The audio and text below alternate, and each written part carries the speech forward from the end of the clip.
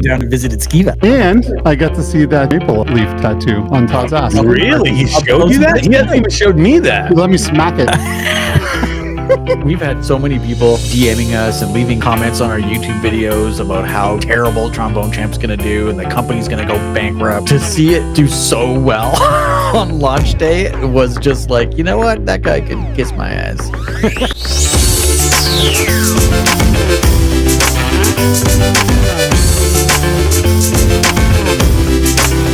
You look, you lose 85 pounds, you shave your beard, you put some glasses on, people are like, oh, it's not even, they don't look like you anymore. Yeah, what the fuck? Get fat and grow a beard, damn it.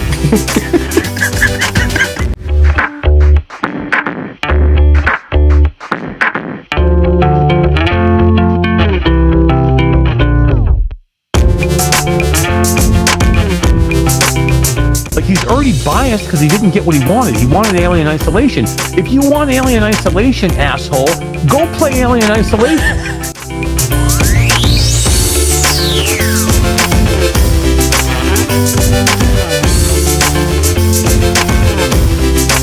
I very firmly believe that there's many games out there that are ethically great flat games that are absolutely better in VR. Not every game.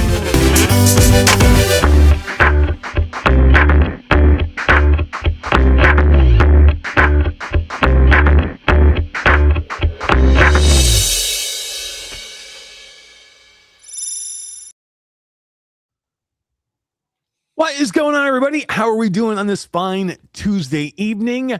My name is Eric, and welcome to Reality Bytes. We are a weekly gaming and tech podcast that airs live almost every Tuesday at 9 p.m. Eastern Time. We go live to Facebook, YouTube, Twitch, Twitter, TikTok, Kick. No idea why we go to Kick. ZStorm says it's garbage, but we go there anyway. But if you cannot catch us if you cannot catch us live, you can catch us afterwards on the favorite podcast platform of your choice. But before we go any further, let me say hello to my partner from the great Canadian Northwest. He's the Canadian Commando, the Captain Canuck, and the master of the Maple Leaf. He's so nice, he'll make you want to call him Daddy, but not in a weird way. Todd Jackson, what's up, brother? Hi, diddly ho, diddly. That was kind of weird. That did make me giggle, I gotta tell you. Did make me giggle during when we were getting ready. Is that why you were laughing? Yeah, I get a little giggle out of that one. But good. Now let me go to my man from the arid Arizona desert. He's 6'7" of grade A man meat. But really, he's just all heart. His size is only rivaled by his love of VR, AI, and Oreos. Skeeva, what's up, brother? Hey, man, what's going on? No daddy for me, huh? How many sleeve of Oreos could you eat in one sitting? Oh, way too many. But a lot of times I like to throw away one of the tops and just put them all together and make double stuffs out of everything. Really? What if you just took all the tops away? What did you just say? That's fascinating. What if you just took all the tops away and just stacked them up into like the biggest Oreo cookie one? I just and, like, throw away one top. I just throw away every top. Right. But I like to get the mega stuff and just pop those apart and make like giant. I wish they just sold buckets of Oreo cream.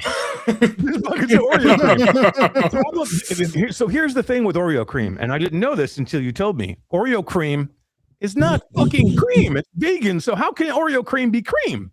It's not cream. It's just a bunch of sugar. It's like what? Cream of what? Cream of plant? Just sugar melted together. That's cream of petroleum. I mean, I guess, look, if you're a vegan, I mean, look, if you're like, hey, Oreos are vegan, I would eat only fucking Oreos. That's the problem. I would be the worst vegan ever. I'd be 700 pounds and not eat one piece of plant. French fries and Oreos and Nutter Butters. Wait a minute. Nutter Butters? Oh, man. How can you have butter without fat? And then fat is... Ain't no butter in there. It's all lies. Man. Bunch of lies. We live in a blanket of lies. Man. That's bullshit. But now I want Delicious Oreos. I'm craving Oreos.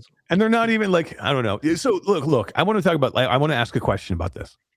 The problem with being a vegan is it seems like you're eating everything. If you're not going to eat just a plant, everything seems processed to me at that point. So how much healthier is that really? I'm not doing it for health. Let's be real here. This thing you do, and there are people that are like you that don't do it for health, but there's a lot of people that do it. Like, look, it's just I want to be healthier, so I want to eat. I want to eat only plant-based foods. The problem is like everything you pretty much eat, unless you're eating just raw food, it's freaking processed. Oh, for sure. But most people that are really into it for the health do not eat processed foods. They eat tofus and seitan and all of the veggies. They're eating Satan? What? Fake meats. They're eating Satan. Satan? Like, how dare you? It's just Easter time and you're talking about eating Satan. You know who loves eating Satan? My mom! She's such a sinner. She's such a sinner. She's going to hell. ZStorm, we've gone way too long without saying hi. What's up, dude? How are you doing? Welcome back to the studio. It's been a minute. It looks a little different from the last time you were here. You look a little different from the last time you were here. I'm feeling a little different from the last time I was here. I'm not in a purple suit this time. I missed the purple suit. Got lots of purple on. Yeah, you do. I made sure to get purple on. At least. Had to represent. Yeah, exactly. Did you see the picture that Todd pulled from you from the thumbnail? It was so classic ZStorm. the 360p. Yep. So you're not doing like your live streaming anymore, right? Like not as much, or do you miss it, or like what like are we ever going to see a return of the classic ZStorm? Yeah, I'd like to. I'm kind of trying to, like, I burnt myself out really hard, like into a wall at 1,000 miles an hour trying to do the 100 days stuff, and like it was fun, and I loved it so much, but it took a toll on me, and which kind of sucks because it stopped everything. It stopped like the normal content creation, it stopped the live streaming, it stopped everything. Yeah, I remember you did. What did you do? You did 100 days in the forest. You did 100 days in Raft. Yep, and I recorded 100 days in Green Hell VR. So right. I still have all the footage. I have all the footage done for that. I still have all the footage for the 200 days. I did 200 days in Raft because 100 days wasn't enough to beat the game. You're like, fuck that, I'm doing 200. Wow. Yeah. So we had to do 200 days to beat the game. Damn, bro. Yeah, there's still a lot more to edit out there. So you take 200 days of footage and you cut it all up. So not really 200 days. It's 200 in-game days. So it's still, I think for Raft, that was about 180 hours of footage that I had to get cut up for the 200 days. Wow. I think it's crazy. Man. Like my friends and everything, like they don't play a lot of VR, and it was Danny in there as well. And I think for the forest, we all spent, I think, 130 hours in headset playing through the forest. Spent the almost 200 hours in a headset playing the Raft VR mod. I feel like that kind of goes to show how good that VR mod was. Right? Like, yeah, it's such a good mod. I love mods. You know what? The only thing I love more than mods is Flat VR modding studio. I love that studio. Great studio. They're a great studio. Well, man, welcome back in. We're gonna get into we got lots of ZStorm we're gonna talk tonight. You're gonna be like sick of ZStorm by the time that we get done with this time. That's how much ZStorm we're gonna talk. If you could possibly. But guys, it's gonna be a fun night. We're gonna talk some I don't even know how I'm gonna say this. I've been vibe coding, guys. I've been vibe coding. I know, it's been fun. He's been showing me little things he's been coding. I'm a 53-year-old man, and I'm vibe coding. I made my own dashboard. Yeah, I made my own dashboard so I can like control things in the way I want. And I brought in all these APIs, and so we're going to talk about that. We're going to talk about Claude Code. I want to talk about Claude Code. I want to talk about Claude, chat, which is just the basic, like Chat GPT kind of Claude. But then I want to talk about Claude Cowork as well, because I don't know if as many people talk about Claude Cowork, and I've been using that almost as much as I've been using Claude Code, and I want to talk about that a little bit because I think that one's super cool too. Let me, because there's not a lot of people here, I want to go back old school and let's just say hi to the chat really quick. We haven't been doing this as much anymore, but I do want to say hi to the chat because there's not a lot of people here. And Todd, right off the bat, we have a tribal Grey Wolf sighting. It's Grey Wolf. I can't believe he's the one. He only got his own song. He's the only person that still got his own song. He gave me the song. I know, right? Anybody else wants their own song? So what you're saying is that anybody could get their own song as long as they just whore themselves out and throw us a song? Throw me a song and I will hit that button. Holy crap! We're gonna have 100 people now sending us dumb songs that we got to put on here. Although I got to say, like the Grey Wolf song is classic. Oh, it's Yeah, really that was good. before AI too. That was So he created that. yeah. All right, hold on. Hit that one more time. I want to, and Skeeva, you got to do the howl after it's over. Okay. It's Grey Wolf. Like a boom, boom, boom, boom, boom. It's got such a good vibe. It's so good. Howl is awesome. Let's go. Let's let me finish saying hi to the chat here. Let's see. We have ZStorm Todd. We have 3D printing Viking 534 in chat. That's a mouthful. Dr. Death is in chat. Mepper is here saying hello to absolutely everyone the way a Mepper always does. Todd, you changed your name somewhere halfway in between. Good for you, brother, figuring that out. Like you're the worst IT guy I've ever seen. You can never let's see who else do we got here. Andrew Eichen, Einenreich. I always say his name wrong. It's Andrew Ehrenreich. There it is. Ehrenreich. Not sure. Brondo is here. Smash Fuller in VR is here. That's actually a really good name. Smash Fuller in VR. Salvador is here. Says Todd, Skeeva, Eric, what's up, and everyone. Iceberger 41. I love that. Iceberger 41. Assassin 32. T-Max XH is here. We have somebody over on Kick. Holy crap, we actually have a person on Kick. I was kicking Kick while I was down, and there's a person over there. They're probably trying to sell us subscribers. They're trying to sell us more subscribers because that's all that ever happened. Mrs. Grey Wolf is also here. What's up, Jordy? How are you doing? Game Strafe 1257. Natasha Fahey is here. What's up, Natasha? How are you doing? We have System Critical 3 is here. What's up, guys? Your team is killing shit in the VR space. I can't wait for you guys to see System Critical 3 coming soon, exclusively to the PlayStation VR 2. It's going to take you back to the golden area. That's cool, man. I love that. And coming really exclusively to PSVR 2. Good for you, dude. I like it. There you go. Wow, cool. Good for the PSVR fans. I love that for sure. Techno Glitch. Before we move on, have you guys played System Critical? I played the first one. I didn't play the second one. I played the first two, and it's hardcore. I know the first one was really hard. Yeah, it reminds me of like Super Metroid Prime or one of those. See, I thought it was Mega more Man. Mega Man. Yeah, I thought more Mega Man. That's what I thought for the first one. Was more Mega Man. I didn't play the second one at all, but I remember the first one being like super hard difficulty. It was good. They're super fun. Yeah. Bad Robo 82 is here. Says sup. Techno Glitch 4237. I think that's it. Aaron Reich. Okay, Aaron Reich. Okay, I got this. I'm gonna fuck it up again. I'm just letting you know. I gotta find you a nickname, Andrew. I'm gonna find you a good nick. Let me ponder on it. I'm gonna find you an amazing nickname by the end of the show. New nose band in the kitchen. And we have a Stephanie Andrew Reich. Andrew Reich. There you go. We have a Stephanie Masher sighting from New York. Natasha says, hello, Stephanie Masher. She's the freaking best, everyone. Eric, step over. She is the best. She's the best. Guys, I've been alone for like a week and a half, like bachelor time. My wife and my daughter went to New York for the week, and she's like, Eric, come back to New York. And I'm like, I'm not fucking going back to that shithole. You're not dragging me back there. I am not going. I'm like, Techno Glitch lives up in New York. I am not going back there, bro. Number one, it's cold. Number two, it's a shithole. Number three, I hate that freaking state. I'm not going back there. Got Broadway. Come on, what are you talking about? Broadway. Garbage. Man, they've been gone for a week. You haven't starved to death or died in a house fire. Okay, so that's amazing. And the dogs are still alive. The dogs are still.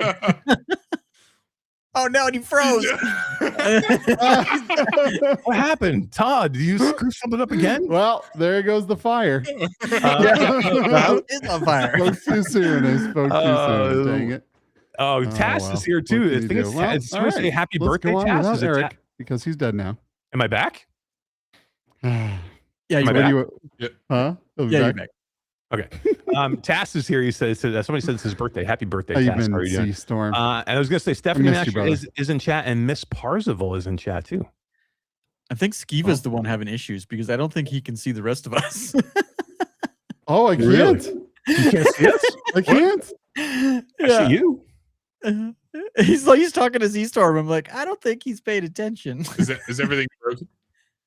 I think that both of them are frozen. Maybe it's just me and you. No, I can see you guys. Oh, you can see me? Oh, okay. Yeah. All right. So Robbie Architect must be an architect in New York, says, I'm just gonna guess. I'm gonna throw a guess out there that Robbie Architect is an architect.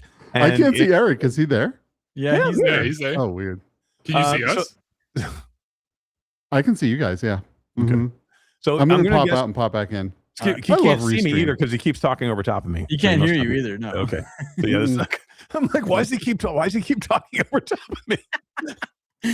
You guys are the worst IT guys in the world. I'm not even sure how we survive as a company with Todd and Skeeva as our main IT people. I'm not in the IT department. No, I know, but you were an IT guy forever. Like that was your job I forever. hung up that hat and I put this hat on. I understand that, but how do we have the worst IT people? I can't even get you guys in here to like do a show right.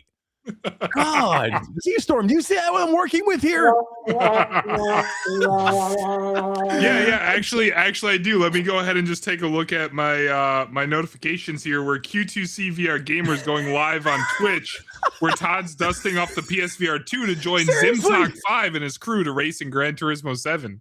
We have had the same fucking Twitch stream up every time for I don't know how long. It's every been time we it's go live. been since the PSVR 2 launched, like Gran Gran Turismo Turismo yeah. 7. 5 years ago. 5 years ago. Skeeva, can you hear me now at least? Yeah, I can hear you and see you. now. Okay, You good. disappeared and you never came Man, back. I'm to like, me. Skeeva's being so rude. I'm trying to talk about Robbie Architect, and you're like talking over top of me. You just weren't All right. there. You just So I weren't was there telling for a me. story here because Robbie Architect, and I'm just going to take a wild leap that he must be an architect. Robbie Architect says New York City is bad. New York State is not that bad.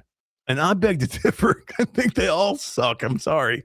Dude, I love New York City. New York City is worse than New York State. I will admit that. Upstate's Dude. not as bad, but it's still not good. The city's awesome. It's fucking amazing. Manhattan's killer. Like, it's awesome. I really Ninja love it. Turtles. You'll okay. You'll love it for like a weekend. And then you're like, get me out of here. Like, get me out of here as fast as you can get me out of here. Like, literally. That's what happens with New York. I mean, look, there's a few people that like New York. The governor of New York doesn't like New York. Seriously. You know who hates New York? The freaking Statue of Liberty is like, get me fucking out of here, man. She's like, she's trying to call a cab with her He's arm hailing up a in the cab. air. Yeah, exactly. The only Get bad me part outta about here. New York is the New York Spankies. Oh man, I can't Red even go Sox there. all the way. Oh my god. The only thing worse than New York is freaking Boston. Ah, boo. Boston. Boston. I'm gonna park my car I in the love me garage. some Boston. My wife, you know who my wife loves? She loves Donnie from New Donnie Kids on the Block. Wahlberg. She loves Donnie. yeah. Donnie Wahlberg.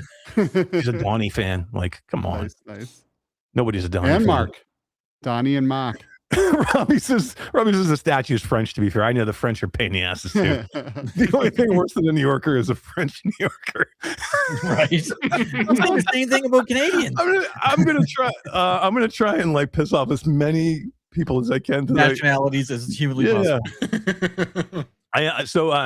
Dr. Death 0660 says Saratoga ain't bad. Actually, that was the area that I'm from, is near the Saratoga area. And I will say Saratoga's not bad. Just not Florida. ZStorm. Florida's fucking pretty cool, right? No. What? Not even in the slightest. What are you talking about? I absolutely despise the state. Oh, it's the best state in the world. I love this place. Yeah, I'm with ZStorm. Sorry. I bought a motorcycle, and the day I drive it, I go out and drive it, I almost get hit 4 times. And I'm just like, okay. It's just like everybody it's just nothing but old people who like can't. Look, but that's the either problem is they're not Floridians. They're from New York. They're coming down here. They're old people that are coming from New York. That's the problem is if we could keep summer though. we could keep people out of Florida, we'd be all set. The problem is all the douchebags from New York and Boston come to Florida. And Canada. You know who the worst ones are? The fucking Quebecs. When the I friggin' told you, the when Canadian when French are the worst. Yeah, oh my God. They drive like pure idiots down here, Todd. It's like they cross the freaking border and they're like, they like forget that they know how to drive. Like if you see a Canadian license plate down here, you're like, just let me get around them before they kill somebody. Canadian turn off the license, road. you don't see Canadian license, but what are you talking Dude, about? they drive all the way down here. I see them here all yeah. the time. They're nuts and expand. And if the license plate is a Quebec license plate, forget about it. Number one, they don't speak English in any way at all, and then they're just pissed off. And you know why they're pissed off? Because you're not from Quebec. That's why they're pissed off. You got to start learning how to speak French. You can't just expect everybody else to be like, "All right, you better speak American, brother." The problem is the people from Quebec don't even like Canadians. The country, they're all assholes. We're the only ones that are really Canadian. Every year, Quebec tries to separate, but it fails every time. Bad Robo, just say you hate Poland and you'd be done. Well, I love Poland. I love Poland. They have the best pierogies ever. That's the one. Pierogies are yum. Golumpkis, pierogies. I don't know. Oh, sorry, I didn't mean to cut you. No, go ahead. Go. The one nice thing about Florida is the no income tax, as well as the mixed with what is that, like from December until January, there's like no tax on like hunting equipment or guns or like anything like that at all. Yeah, I've never even heard that, but that sounds amazing. Yeah. But you know what DeSantis is trying to pass is and I think this is a real thing. It's no property tax. That would be so nice. I own a house now. How the province getting all their, or the province, the state getting all their money if you don't have Number taxes? one, we're not a province, brother. We're Americans. We don't have provinces here. Get out of here with your Canadian promises. There's no property tax in Florida? No, there is. There So the governor of Florida is looking to do away with property tax. So they already got rid of state tax, so you pay no state tax here. Wow. And they're looking to and what happens is Florida is a very big on it's a vacation space, right? We have a lot of tourists. We have a lot of like snowbirds again that come here for the wintertime. So a lot of people from out of state putting a lot of money into the state. The state is and that's the one thing I love too. The state itself makes enough money that they don't need to steal money out of your pocket. I was telling somebody this the other day. New York is like the biggest ripoff in the world. You want to know why? Because the police are not there to serve and protect. The police are there to write you tickets if you don't slow down enough at a stop sign, or if you go 5 miles an hour over the speed limit, or you take an improper turn, or you change lanes improperly. Like literally, they're trying to find a reason to write you a ticket to steal your money out of your pocket. That's all police. No, it's not here. ZStorm, I never see anybody get pulled over here ever. I've gotten pulled over twice already, and I was never pulled over. I was never pulled over in my entire life before I moved to Florida. You must live in the worst spot in Florida ever. Does Eric live in like an old folks home or something? Where there are no cars? Like I don't have any snowbirds here, nor like we don't. He lives in like hillbilly land where he is. Like there I'm in Tampa, man. No one gets pulled over because everyone's going 2 miles an hour in a golf cart. Yeah. No, it's because everybody's in the village is hanging out with the pineapples. Oh no, but seriously, look, even here, I never see anybody get pulled over. I've never been pulled over 3.5 years I've been here. I've never been pulled over. I never see anybody get like a speeding ticket or like just that kind of crap, because they don't need the income. They don't need it to run the state, because there's enough travel and tourism money here.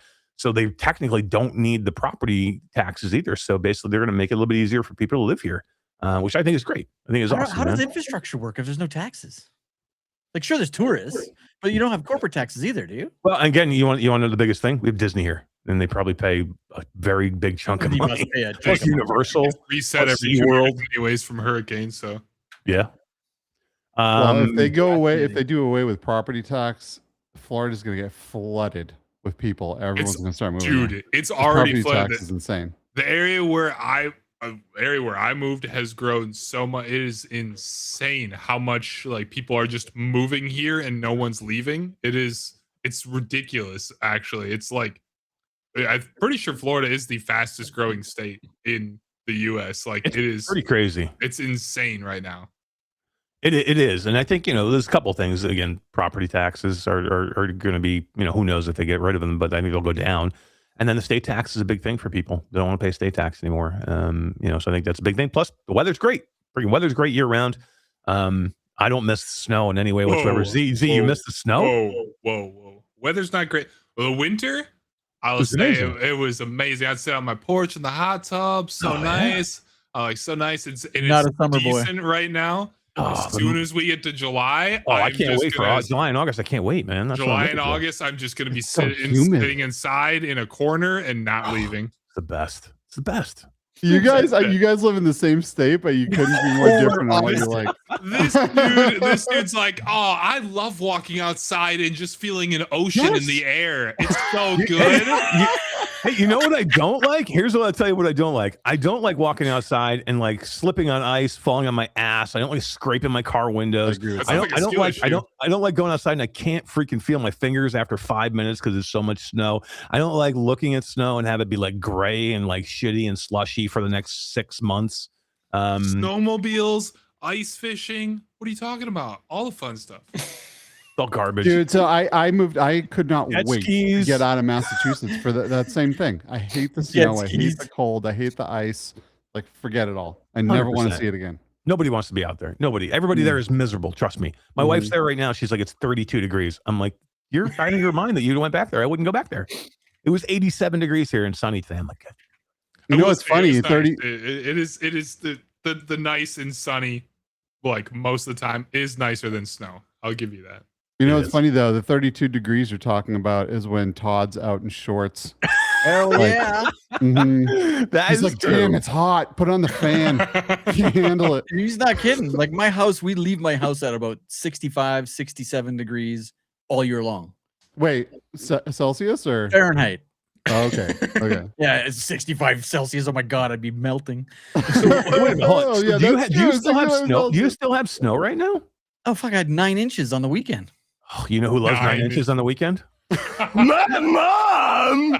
Weekdays, weekend, it doesn't matter for her. Maybe the best one ever. That was a good one. That was a good one. So I had 9 inches fall on Friday. Saturday it all melted. We got 2 more inches on Sunday. Monday it all melted, and today we've had it's been snowing today, but we've had such high winds that it's not staying on the ground. It's like blowing all over the damn place. But dude, yeah, and we shouldn't live there. Nobody should live there. It's amazing. It's amazing. Yeah, well, the way the infrastructure here is so that we don't flood. Like 9 inches of snow in a very hilly city. Like our city has got huge elevations. It's a lot of liquid. It's a lot of freaking liquid. Yeah. And we hardly ever have issues with flooding. We did in 2013, and since then they mitigated a whole bunch of stuff and fixed our rivers. And yeah, it's crazy. This water has to go somewhere, and it does very well. Nice. Well, you know, yeah, don't mind it. Move to Canada if you're nuts. Yeah, crazy. We have 4-wheel drive trucks. I drive an F-350. I don't care about the snow. It's all good. You're I insane, still got snow tires on my car because I couldn't afford to buy other tires. So I'm driving in Florida with snow tires on my car. Dude. Now you're wondering why you got pulled over. You got pulled over because we got snow tires in your car. They're like, why? No. You got the chains on there. You're like, he must be smoking weed. He's still wearing chains. No, I got pulled over in the Mustang. It's completely different. Wow. Look, you probably were. You were probably. Yeah. I was. That's unfair. Yeah. I mean, I try and go somewhat the speed limit, like 20 miles an hour over. Well, you got your fancy. You just fall asleep in your car, Mr. Fancy Tesla. You just like push a button. Dude, and go. I literally do sometimes. I'm like, man, I got to keep myself awake because that's the problem. So if you have a Tesla and you have the self drive and like you're on a long trip or it's early in the morning or late at night, like literally, if you just like I don't have to concentrate and do anything, you'd be like, oh my god, I got to keep myself awake. Sometimes I'll turn it off just so I don't fall asleep. That's crazy. Fun fact, Eric has been banned from Tesla self-driving service multiple times. Yeah. Smack your hands for sure. How do you do that? Driving. Not fall asleep, but what happens is if you don't look at the so it sees your eyes, right? There's a camera in the dash, so it sees where your eyes are. So if you look away, if you turn your head or if you look your eyes away, or pull out your laptop and start working or something like that. Basically, what it'll do is it'll ding you and say, like, look, you know, it'll beep at you, and then you have to look forward until it beeps at you. Well, it only do that so many times until it says, well, you're penalized now. We're gonna ban you. You get 3 bans in a week. You get cut off for a week. They're basically you cannot use it anymore for an entire week. So I got 3. It stopped me in a trip 3 times in 1 week because I kept stopping it. Or if you hit the gas pedal and want it to go faster than what it's supposed to go, it'll automatically cut you off. Like boom, you're done. So I wanted to look up something because another reason that I will never leave this city. is on average. So from 1981, this study I didn't realize happened from 1981 to 2010. They averaged out how many days of sunshine are in all the major cities in Canada, and Calgary has 333 days of sunshine a year on average. How doesn't the snow melt? Why don't? Why are you? Snow doesn't Just no, because it's sunny out doesn't mean it they're isn't so far from cold. the sun. minus 40 and not a cloud in the sky. It is beautiful here all the time. Oh It's yeah, just not yeah. cool. Minus 40. You walk outside and you get frozen while the sun's You're not on. saying minus 40 Celsius or Fahrenheit. You're talking about Celsius, right? Celsius, yeah. Well, what is that in Fahrenheit for the rest of the world that Minus 40. doesn't do Celsius crap? I don't know. Let me look. Minus. Oh, it's equal. Once you get below 0, Fahrenheit and Celsius are the same. Yeah, yours is 32, right? Once you guys get below minus 32, then they're the same. Minus 30. Minus 40 is minus 40. Dude, I get to 70 degrees Fahrenheit and I'm like, I got to go put a jacket on. We'll get minus 50s with wind chill. Yep. Z, you haven't been here. How long you been here now? You haven't been here long. Since last July. I was out. Okay, so you're not a year yet. It felt so good today. It was like I was on my motorcycle riding around. And it was like 65 degrees, and I had my jacket on. But I was hitting it and all that. Like it was a cold, chilly wind, and I was like, "Oh, this feels so good." But I have my house set to like 75 now. When I moved down here, it was at 68, but that was in July, and my electric bill was like 500 a month, so I couldn't do that. So you'll do the climatize, 60. man. No. At some point, it's going to get to like 70 degrees, and you're like, "Holy crap, I'm freezing outside!" Like I got to go put a jacket on. Like especially at night, you will. I guarantee it'll happen. And then we keep our house now at like 74, 75 is our house. I can't do under 76. I'm frozen. Really? I can't have the inside of my house at 70. If I do have the inside of my house at 70 at night, I am way too cold actually. Oh, 70? Yeah, my God, yeah. 74, I'm freezing. Like I'm wearing like a 3/4 zippy hoodie, or like a zip pullover right now. So our bedrooms are at 58 at night. That's how it was back when I was in Wisconsin. 50. Even in the cold, man, you get such a good sleep. Zero chance. You're out of your mind, Todd. They're like, people shouldn't live. No. So I'm looking in chat, and Miss Grey Wolf and Mr. Grey Wolf came to visit me and spent a week up here, and took them through the mountains. And even Jordy is like, Canada is gorgeous and magical, and it is. You just gotta come, man. Just come in the summer so you don't die. No, I'll make sure I go there in the winter. Yeah, Oh, Z, you can come visit me anytime you want in the winter. Oh, don't do it, Z. I guarantee, like, if you'll be here a year and a half, and you'll be like, oh man, I gets below 80 and I'm freezing. I don't think Eric owns shorts. Do you still have pants, or owns pants? Like I only wear pants when I'm away. Like when I'm home. What about you, I'm Z? not Do you wear pants down there, or do you a shorts guy only? I do both. I do both.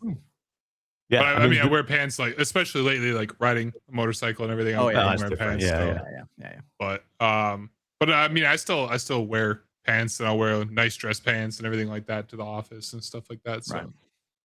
Nice. You wear dress pants to the office? sometimes when I'm feeling myself. But All right. That's cool. Nice. That's cool. You know who loves to feel herself? my mom. I set that one up. Yeah, you did. like on a tee. Too funny. Well, guys, let's get into some stuff here. We've talked an hour and a half about I don't even know what. The weather. I don't even know what. Yeah, we just went down. But this is what happened when four guys just to get there just like want to hang out and chat. We can just talk about anything. It doesn't have. We can talk about the weather. This is how you know you're all getting old. We can just get in here and talk about the weather. Oh. Like holy crap! The Senior Citizen Podcast. Can we change the branding again? Oh man. Z, welcome back to the show, man. Thanks for coming back. It's been I don't even know how long it's been since you've been here, but it's been a minute. Thanks for having me back. Hell yeah, man. Hell yeah. So what's been going on with you, man? People are gonna want to know like what's been ZStorm's thing lately. I've just been cranking on doing stuff at Combat Waffle, still on Ghost of Tabor, and just learning Unreal Engine, learning animations in Unreal Engine, doing motion capture and stuff like that, and kind of like learning how to like reanimate all the motion capture and kind of clean it up and everything. And implement you're actually going Cool. in engine and changing things in engine so you can get better capture. That's pretty cool. Or like all the animations and stuff that we make in Sequencer and Unreal Engine in either 4.27 or in 5 and above. And so we add different plugins in there of learning how to do like making custom blueprints and how to make certain calls to make certain things happen in engine into Tabor, make certain particle effects happen, like with like the muzzle flashes and get lighting to follow the camera and all the cool stuff like that. So That's pretty sick, man. So you actually get to go in and play with all the tools. yeah, That's really, really awesome. Yeah. it's been a ton of fun because Tabor, like, it's just such a vast engine, like the way that it was built up, because it's such a complex game. So all the complexities there in the engine and getting to play with that and learn what it is in an engine that already has so much stuff in it, instead of just like going and trying to learn normal Unreal Engine and build your own stuff or get like a different project. It's been a blessing to be able to go in and just be like, all right, I get to learn how to do it because I didn't have any experience before. So being taught by Soul and Proper D and just being taught about how to do everything has been really cool. That's super cool. Yeah, I love that you're actually learning in engine stuff. Like, it's just, a lot of, there's tons of content creators out there, and like, but being able to go in and manipulate the engine enough to do what you need to do inside of it is something super cool that a lot of content creators just don't know how to do. And, when you're able to go in and like manipulate things the way you want them to, because, well, here's the biggest thing. And I talked about this recently in an interview that we did. One of the biggest problems with virtual reality is it's almost impossible to show the magic of virtual reality on a flat screen. So you have to come up with inventive ways to get in there and engine in game to show it off in the best way possible. So like, I'm sure there's, and I don't know how much content have you made over the years, especially goes to the board that you're trying to make that special type of content, and then you're always trying to do something new and different than you did last time. Yeah, exactly. It's always trying to one up yourself, while you do it, like as trying to just do anything you can to be better than you were before. And like you said, it's super cool to be able to do this and learn all this stuff. And when it comes back to eventually when I do go back to my content creation when I want to, I'll be able to open up Unreal Engine, build up my own scenes, be able to do some Russian Badger stuff, be able to build full cinematic intros and build scenes and do all these really cool things, and know how to animate my own stuff and know how to do motion capture and know how to do all of it to make these really cool complex videos, and maybe add it to the 100 days stuff and like pull assets in there and do cool things like that. Like, I'll know how to do all that stuff. So hell yeah, man, that'd be cool. You know who I was talking to recently who's started doing a lot of that on his own, and he was a great content creator making trailers, and that's Demo. Arcalian? What's his last name, Skeeva, right? Akuro. Yeah. Akuro. Demo's absolutely cracked. He is he's crazy, dude.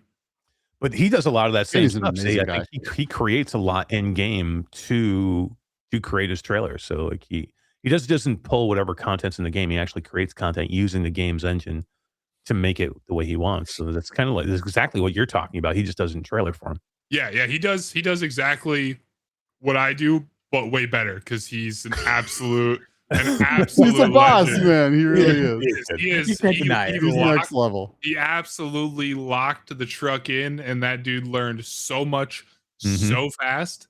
And his motion capture skill, like the way he can move his body, he's very athletic, so he can really make his motion capture absolutely next level. That man knows how to move like a ninja, and it's crazy. Like, all the movements you see and all the stuff he does is his physical body doing that, and then him just touching it up, and which blows my mind, seeing some of the movements that those characters do in the trailer and knowing that he did all of that. That's crazy. I can't. It is. It's so cool. I was talking to our team, who does a lot of our art in-game content, our trailer stuff. So Carl, who is one of our main capture people, he for Flat Out, we didn't have control of a camera, because Flat Out's in an engine that's not a normal engine. It's not Unreal, and it's not Unity. It's called the Kiloton engine. That's what the game was originally built in. So we don't have a lot of control of the engine. So we don't have an in-game camera where we can change it like we do, where we can put a camera in like a lot of the other ones, especially in Steam. So he wanted a view from outside the car but like almost roadside view. So, but like where he could see the front of the car. So literally he had to like dip his head outside of the car, through the body of the car to look down at the quarter panel and look at the front of the car. And then that's how he got it. So if you look at like the video that we shot for the VR gaming showcase, you'll see some views where it's like side of the car, road like right here, side of the car looking this way at the front end of the car. That was him literally having his head Hanging from the road. You know what I mean? Like recording it in game. And That's like so you're right. cool. Capture artists are like some of the craziest. Like all the shots that you see for RoboQuest, he has done. And like I remember he was talking about early on doing a RoboQuest shoot, and he had this one shot that he really, really wanted to get. And it was an acrobatic shot where he was running and jumping off a cliff, and he had to like tool hand pistol, one of the bots while he jumped on another one and he bashed into another one. It took him 75 shots, tries to get the exact shot that he wanted, but he kept doing it over and over and over again. And this was one small shot that he had to do in the entire trailer. And I imagine that's a lot of what you're doing now too. Like how many times you got to try and do things to get the one thing you want. Yeah. It does take a lot, especially if like you could be doing one take and it could land perfectly, but something in the motion capture could mess up and your leg could twitch, and you can fix that in engine. It's a lot easier to not have to control what's called control rigging something and then moving the keyframes and moving your legs around. Like if you can get it all to happen fluidly in that motion capture, then it's just drag and drop. So like if you can get all of that to happen, everything else is just easier in the pipeline. So like fingers are the hardest thing, like for me in motion capture, is like when things are occluded, you have to like go through and then manually touch up the fingers and everything you do. And you can keyframe out the fingers so that they look more realistic. That's pretty cool. I didn't realize you could do that. Yeah. Like every single little joint, like every bone you have to do. So there'll be times that like for all the trailers that I do, you have to go through and each thing set your fingers, set the finger, and then when there's a shot, then you move your finger down and pull it, and then brings the finger back up. Like you have to keyframe every little part of that and doing it, and it's very intricate. I don't think a lot of people know how much is involved, right? Like people know that it takes hours to do this, but the little minute details, it's pretty fascinating. Yeah, I think to do a wipe trailer, it takes me between 2 to 4 weeks. Wow. To do one of working 8 hours a day on it. So yeah, it's crazy. It's a lot of work, man. It's a lot of work. And that's what, again, virtual reality is trying to show stuff in virtual reality is different than trying to show it in a traditional game. You've got to show what makes virtual reality different and interesting. And like literally that was one of the biggest things I talked about in this article or in this interview that we did at GDC. And I bring that up really quick because Todd, I wanted to bring this up because my wife was making fun of me. So I have this article. So do you guys know Games List Plus, Josh from Games List Plus? He's got a great YouTube channel. I didn't really know him a lot until I met him at GDC, but he's got a really great YouTube channel. And so Josh, Games List Plus, I'll give him a shout out here. He did a really good interview with me and Jasmine at GDC. But apparently there's been a lot of weird comments on the video. The video's got like 20,000 some views. We talked a lot about the Steam frame and stuff, but Todd, can you bring up a couple of these comments? Because I had to talk to my wife about this, and I'm like, I've never heard this before. But there was enough people on there that it caught my attention with the comments. So here's one of the comments. Very cool to see Master Ken interview Jeff Goldblum. I'm like, okay. I'm like, what? I'm like, really? It was me and Jasmine, and I don't know who Master Ken is. He's calling this guy. He's calling Josh Master Ken. I don't know who Master Ken is. But Todd, that wasn't the only one. And then like another one, it was like, I didn't know Jeff Goldblum is the CEO or COO of Flat VR Studios. I'm like, what? Is this possible? Like Jeff Goldblum? I'm like, who? Like I've never heard not once ever. But that wasn't even the other one, right? Was there another one? No, I found another one. Yeah. Oh, wow, I never really thought. Yeah? It kind of looks like Jeffrey Goldblum. So then you had to explain it, which I thought was hilarious. The American actor who was in Jurassic Park, he played Ian Malcolm. All right, holy, Todd. You do so much like right. You very much look like him. What? Not that one. No. You need to find a new picture of him. Yeah, you gotta A find current picture. is it the old Jeff Goldblum, you think? You wanted me to find old Jeff Goldblum. I think it's new Jeff Goldblum, but it's It's gray hair. definitely the new one. It's I think definitely so, You think it's the new Jeff Goldblum? yeah. Yep. Yeah. Oh, it was too funny though. Like I'm seeing all these comments. I'm like, I've never heard this before. Are you kidding me? And then like I'm talking to my wife and I'm like, is that real? And she's like, no, I don't think so. She's like, no, I don't think so. And I'm like, but like all these comments, and she's like, I'm like, all right, like I guess. I've never heard that once before. Todd, you told me that before. I never heard of that. I'm before. sure I've told you that before. Yeah, I'm sure I have. Skeeva, I'm not Got to seeing get it. you in a white suit. I mean, Hey, I look think at the it right only thing there. is the All glasses. right, okay, maybe. that is I don't pretty know. good. I just Right. need to let my hair go gray, bro. Let your hair go gray, and you're Jeff Goldblum. It's All right, give me a the, side it's by- the give me- give me- skinnier all right, give face. me a Like your side by face side with got that. skinnier. Pull my picture up right here. Can you put my picture in a big box? I can't pull them up together now. It won't let me do two things at once. Sorry, That's a little bit closer, I think. but that's closer. That one is a little closer. Yeah. You should wear that suit for Halloween. Dye your hair gray. I'm down, man. I'm down for that. Robbie says there's a big difference between hot Jeff Goldblum and old man Jeff Goldblum. Yeah, What are you trying to say? yeah. Robbie, the architect? He kept telling me, he's like, get one from Jurassic Park. I'm like, it doesn't look like you. Not sure Bruno says, oh yeah, Jeff Goldblum. All right, yeah. I don't know. You can't unsee it. Yeah, I don't know. No face resemblance. Sorry, Madge. I didn't think so either. Says Miss Grey Wolf. I'm with you. I don't see it. Like I don't see it at all. That's Well, pretty Yeah, funny. yeah, I see. I it. mean, Jeff Goldblum is freaking awesome. He is. I love Everything Jeff he's ever Goldblum. done has been amazing. So that's You gotta that's smile not with your a Why? He bad was in thing. Jurassic Park. He was in Guardians of the Galaxy. yeah, man. Man, he's always been in good movies. He's Mhm. even the comedies he was in were really good. Absolute legend. Too funny. Yep, Yeah, he is a really legend. is. Too funny. But that was a Invasion great of the interview. Body Snatchers. Oh, was he in that? Really? Mhm. The 70s one, not the original. The Fly, 50s wasn't he one. the Fly? He It was the Fly. Yeah, yeah. Mhm. Yeah, come Yeah. on, like he's old school. Not sure. Yeah. Brondo says that was the first thing I thought when Eric was first sporting the glasses. The Fly? No. The Fly. No, he was sporting that I look like an old man. Or like old man Goldblum. Old man Goldblum. Yeah. Could be. Mm. He aged like fine wine. I told somebody I was 53 today, and they're like, "No," and I'm like, "Yeah, I swear to God, I'm not kidding." Yeah, I don't know. I think was you need. that? I don't know. I think if you let that hair go gray, then maybe. But I don't know. I think you look in your 40s for sure. Team XXH says, "I stand my assessment I made months back on your stream, saying Eric looks like a love child between actor Raul Julia and Ted Raimi." I had to look up Ted Raimi because I didn't know who that was. Yeah, who's Like, Ted Raimi? I'm Raul. trying to remember who's Raul Julia. Didn't he play like Gomez Adams on Yeah, the yeah. Family? Ted Raimi? Really? That's Ted Raimi?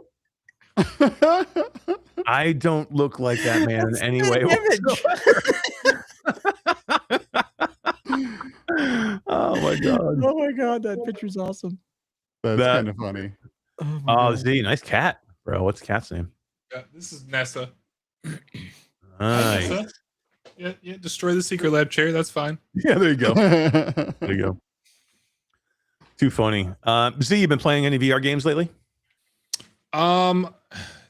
Deadly Delivery. I think that was the last one that I really got into and jammed on, and absolutely loved it. I love the voice changers. I love like the proximity That is chat, cool. like when you and the opening the doors, like you walk up to the door and you push a button and you scream, and then a monster's hand comes out and whacks you, or there's a little snail that comes around the corner. You're like, oh, it's a cute snail, and then it just instantly kills you. Yeah. Just all the cool, goofy little things that are in there. We had a lot of fun. So we worked with that team at Impact Reality because we helped put it through our Impact Labs to do a whole bunch of testing for it because they needed testers early on, and it was early when we got in there, but we had a blast. Like literally, it was like kind of janky. It was because it was early in development. And it was hard to get through, but like you could see where they were going to back then. Like we got in like I don't know, probably 8 months ago, Todd. Yeah, we started playtesting it. I think I'm gonna say August. Yeah. It was a long time. It was it was so early. Like they didn't have. I think they only had one map. Maybe it was two, but that was it. Like, and it was basic and like, but it was just you could see where it was going already. Z at that point, like, and we would just get in there, like 4 of us, to test it out, and we would just laugh for like an hour. Like you would just laugh stupidly and like jump around and like. You know, and then we would die and then just watch somebody else be alone and freak out trying to get out of there. Yeah. Which one of y'all suggested the Neos butt slapper to be implemented into the game? I don't remember that one. Me neither. That must be new. You can take a hand and like you can just like slap a player and it makes like the slap sound. Yeah. But you can slap their butt. Yeah, no, I do remember that. Yeah, that was in there that was actually in there when we started testing. That was one of the things they had early on. I remember that. Miles Dyer and Damien Ruffy from Rough Talk were freaking doing that to each other one night. I'm telling you, some of the best times I had in there was me and Miles and Damien and Natasha in there testing this freaking game and like just literally like belly laughing so hard because it was so much fun of just watching people get in there. And literally again, the best part is like when you all die and you have one person left freaking out trying to get out of there. It's the best. Yeah. Man, I didn't even know the butt slapper was in there. That's so funny. I was in Resonite the other day with Tribe, Jordy, and my lady, and every 5 seconds, Tribe's like, "Who keeps smacking my ass?" with Tribe's accent. I love that. Yeah. Todd, 3D printing Viking 534 says, "I'm from the lab." He is. So is T-Max, actually. Really? Yeah. Nice. T-Max is on a Flat to VR playtest right now because we're playtesting a bunch of things from Flat to VR Studios. And I saw him post earlier that he really wants to talk about it, but he knows he's not allowed. Actually, Natasha Faye says when we were testing that, I was at her Cape house, and when we were testing, and she's right, and that was May. May, was it May? Oh my god, I thought it was May. August.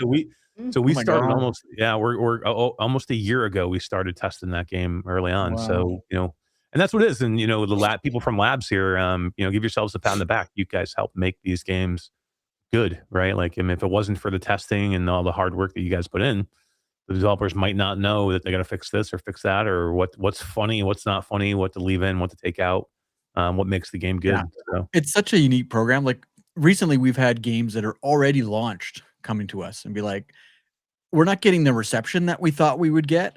Something's got to be wrong with the game. It's just not hooking people into the game. Can we get 100 people in there and give us some feedback?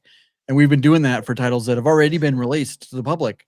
We don't talk about them until we're finished and the developer gives us the okay. But this one game I played it for almost 9 hours on Saturday, nonstop. Did you really? Freaking day. Yeah. I was What- kind of sick of it, but What was that? I laughed my ass off so much. Oh, We played with 26 people on Saturday throughout the day. And I was there hosting multiplayer sessions all day. And when we can talk about this game, I'll put it in our little chat here because I don't know if we can or not. Maybe Natasha knows. Put it in chat because I don't even know what the hell it is you're talking about. Oh my god, this game is so much fun. If you haven't tried it, 9 hours in. That's so funny. 3D printing Viking 534 says it's an honor to be part of something bigger than myself. Yeah, that's cool, man. I love that. Oh, And Robbie Architect says I come from the lab too. Spanish translation team represent. it's true. Robbie is on our localization team that helps us translate other games into Spanish. Very cool. amazing. Thank you guys for your services. True. Yeah. VR I put it in hero. our little restream chat, Eric, if you want to look. I don't think there's a problem. No, don't say it. I don't know. So. I don't know. I don't know. I don't really know much about that team. I haven't been involved with that one. So I don't want But I'm sure I've got a meeting with them next week. So the episode after that, we're gonna show you a trailer and talk about that game because it is absolutely hilarious. It's so much fun. Such a unique game too. Like I've never played anything like it, so it's very cool. I know what that is. Eric is living on another planet. Well, I may actually have a company to run here besides doing one game in the lab. I'm sorry. We only have 15 games launching this spring. They're going to figure out, make sure they launch on time. Oh, God. Including in-house titles, we had like 7 tests running over the weekend. It was busy. That's insane, man. That's insane. Yeah. Really. It was cool. Lots of things going on. Yeah, we do. Z, we did. Actually, Z, I want to ask you one thing. Mhm. What if you're not playing a VR game? So you're playing VR Deadly Delivery. Playing anything flat? Yes, Marathon. Wait, hold on. Did you play Arc Raiders at all? Mm. I played a little bit of Arc Raiders, but I don't like the third person as much. Really? I tested Marathon like in the playtest, and I didn't like it, and I was not going to buy it. And then it came out, and I was like, I love the aesthetic and the vibes of it. And I found all the lore of the original Marathon games and started looking everything up and getting that whole original Quake vibe and like seeing like I had no clue about the whole backstory of Marathon. And the lore pulled me into trying it again. And I tried it and I was close to that 2-hour limit. And I was just like, I was starting to actually like fall in love with it. And like the sound design, the way the first person is, if you can get past the UI that feels like it's like a little too much, like a little bit overwhelming at first. Once you get past that, the game feels so good. And the map designs are arguably some of the best map designs in a video game ever, in my opinion. Wow. So That's pretty serious. So Looks pretty cool. So I'm loving Arc Raiders. I got 370 hours now, I think, in Arc Raiders, something crazy like that. I was going to try Marathon, and one of the streamers I watch, he's playing mainly Arc Raiders now, but he played Marathon when it launched. The movement seems so slow and clunky to me. There was something about it that didn't seem right. It seemed like it tried to be I don't know, the movement tried to emulate some other game. I'm trying to remember what the hell it was. It moves like Destiny, in my opinion. It feels like it moves exactly like Destiny. And when you get the movement, the whole point or like the whole thing is getting movement tech down. Like once you get certain implants or things for different classes and know how to use different classes, like there's a class called Thief that has a grappling hook. Like, I don't know if you ever played Apex Legends back in the day. Oh yeah, that's what. And actually, that's what I was just going to talk about. That's why I was trying to remember the name. I was pulling up my name. The movement looks like Apex. Yeah. So but it looks clunkier than Apex for some reason to me. It looks slower. It is a little bit slower than Apex, but there was one specific class, the robot Pathfinder, who had like that grappling hook. If you play as Thief in Marathon, the movement is exactly like that. Okay. And if you get upgraded implants, that grappling hook can come out quicker. And if you do it right, like you do the grappling hook and pull out your knife and grapple again, like you can do like a little bit of like movement tech and like make yourself move faster and stuff like that. And kind of like when you get that down and can chain that back to back, it makes it feel so much better. Nice. Tatum says, if I like Arc Raiders, I'm going to love Marathon. I have it. I downloaded it, so I should give it a try. And Marathon is PvP only? It doesn't really have the PvE. There is enemies, isn't there? I think yes. So the AI that are in there, it is PvP VE. So you can go in there. The AI in there, I still think is the most fun AI I have fought in a shooter ever. Wow. They will shoot at you and they'll know like if they break your shields or something, they'll push you. Like they'll know when to push you. If you break their shields, they'll back up around the corner and they'll go regroup with everyone.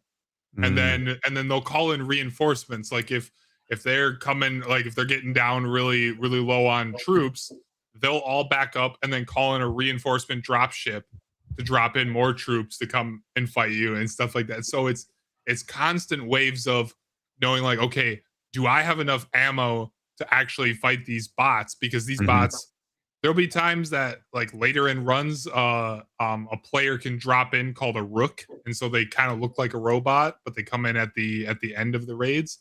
Oh, is it like coming into like a scav in Tarkov? Yeah, or something? exactly like that. Yeah, that's cool. Like that. And the AI is so good that I almost can't tell sometimes if it's an AI or an actual player. Like when it's getting to the point of rook runs, like it is, they are so good, which is fun. Like it makes it challenging. Like you can't go in the game. If you go in the game thinking you're just going to plow through the AI, you have to treat every single AI exactly like you would a player. If you don't, you would get pushed. And the overall gameplay is still an extraction shooter, right? A looter extraction shooter. Yeah. Dang, I gotta try this game, man. I haven't really even looked. How many can you squad up? 4 people? 3 people? What's it's 3 people. 3 people. Cool. All right. I'm going to have to try this now. I'm going to be hooked on it. Tatum was telling me the other day, he's like, man, I'm still hooked on Dead Zone Rogue. And I'm like, I got to get back to that. Like, I love that. Yeah, you when's like the last that one time a you lot. played that, man? Yeah. I haven't played it since I started Arc because Oh, I'm wow. hooked. I got 370 hours in Arc. Like, I'm my literally. God. And the Arc just had a new update. They've got Skeeva. They have all brand new Arc now that just fuck you up, dude. Great. So they have 2 new weapons in the game, and one of them is a new shotgun, and one of them is a new submachine gun. And the only way to get the shotgun blueprint, because you can't get the weapon, you can't just go buy the weapon, you can't even just find the weapon. You either have to get it off somebody's dead body if they're using it, but if you want to make it, if you want to make the weapon, you have to find the blueprint for it to make it. Well, the blueprint is only in this one map style, so it's on rotating maps, but it's only one kind of like mission style, and it's these extractors drop in, and you have to go and loot the extractor, but they only open up to be lootable like every so many minutes. Every time you go to loot one of them, it drops more Arc on top of you, and there's 3 spots, and there's 3 spots you can loot. So what happens? And there's a new thing called a vaporizer. So it'll drop these Rocketeers, which are freaking one of the hardest thing in the game. So it'll drop a Rocketeer and this new vaporizer, which is the same size as the Rocketeer, but it has this freaking ray beam that shoots fire that like just wrecks you. And they can hit you from anywhere. And it drops multiple of them every time you try and loot one of these extractors. And again, there's 3 loot spots. So you can have up to 9 or like 9, 10, 11. You can have like 12 of these vaporizers plus Rocketeers on top of you. So like the only way to get in there is to smoke it so you can get in during the smoke and they don't see you, or is to have them go chase somebody else so that you can get in there and loot it. It's one of the hardest things. Todd, did you ever take down one of the matriarchs or like one of the queens? No. It's 7 times harder than taking down a queen. Like, no way. Wait, so have you gotten in there and gotten the 12 weapons? What's that? Have you gotten in there and gotten the weapons? I haven't yet because there's 2 things you need. They have this one tool in the game where I can't remember what it's called, but it's like having this like electric wand in your hand, and it basically throws off the electromagnetic thing of the Arc, so they can't see you. It's like a cloak. They call it a cloak. This is what it is. And if you have a cloak, and it only lasts for so long. If you have a cloak, you can run in there and grab it before they kill you. Because literally, if you don't have a cloak or you don't smoke, you are dead. Like you can't even get close to it because I think Skeeva, you saw the Rocketeers. They shoot freaking missiles, and if they hit you once, you're dead. And these vaporizers are even harder than that. So like it's literally almost impossible.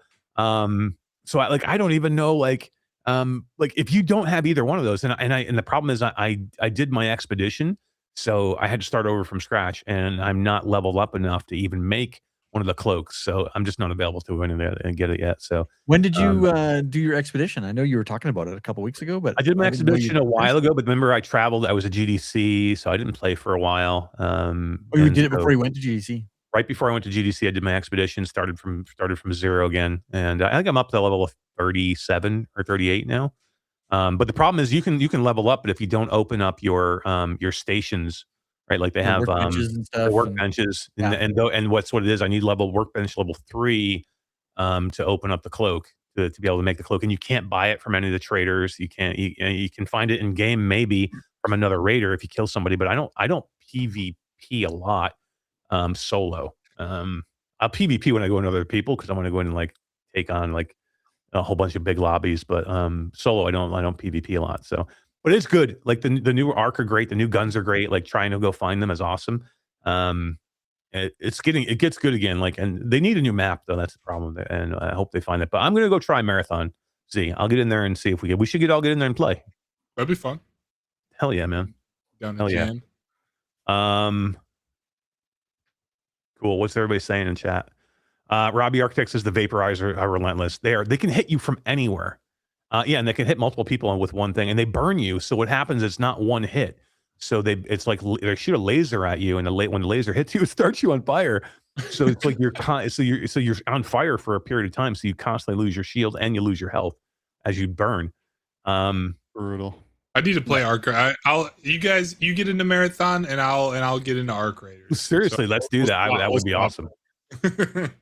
Awesome Tatum says Dead Zone Rogue is so good. It released on Switch 2 and still plays great. What? It's on Switch 2? What? Dude. Yeah, that's wild. I wonder how it looks compared to like Steam. That's cool. That's crazy. Yeah. You have what the Witcher 3 released on there. You had Wow. there's so many big games that released on Switch. I still think that GTA 6 is going to come out on the Switch too. Do you really? I do. I would be shocked. I do. Part of me thinks that it will, but I also don't know. Man, I would love, like, I wish we knew a solid release date. I know there's the announced release date, but they keep pushing it back. And obviously, it's a massive game.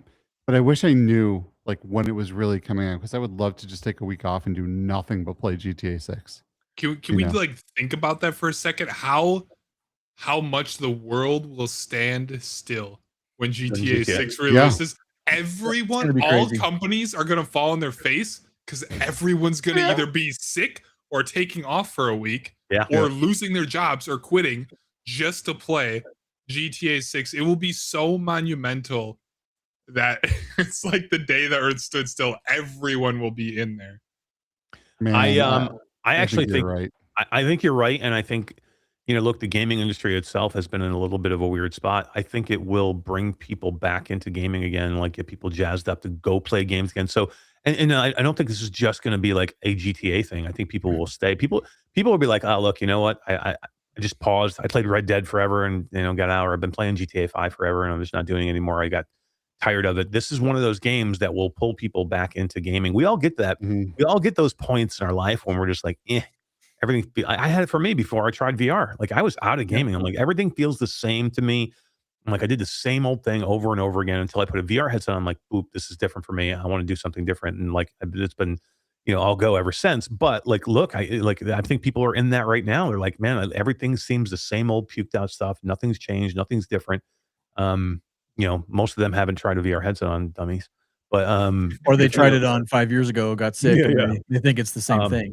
But I think GTA 6 is different. It's game changing. It will bring people back in. It's like if you did a new Elder Scrolls or something big like that, or like this is a game that will bring probably one of the biggest games ever that will bring people back into gaming that have been gone for a while. And I think this will stimulate the entire gaming industry, at least for a while. I don't know if it lasts, but it definitely will for a while.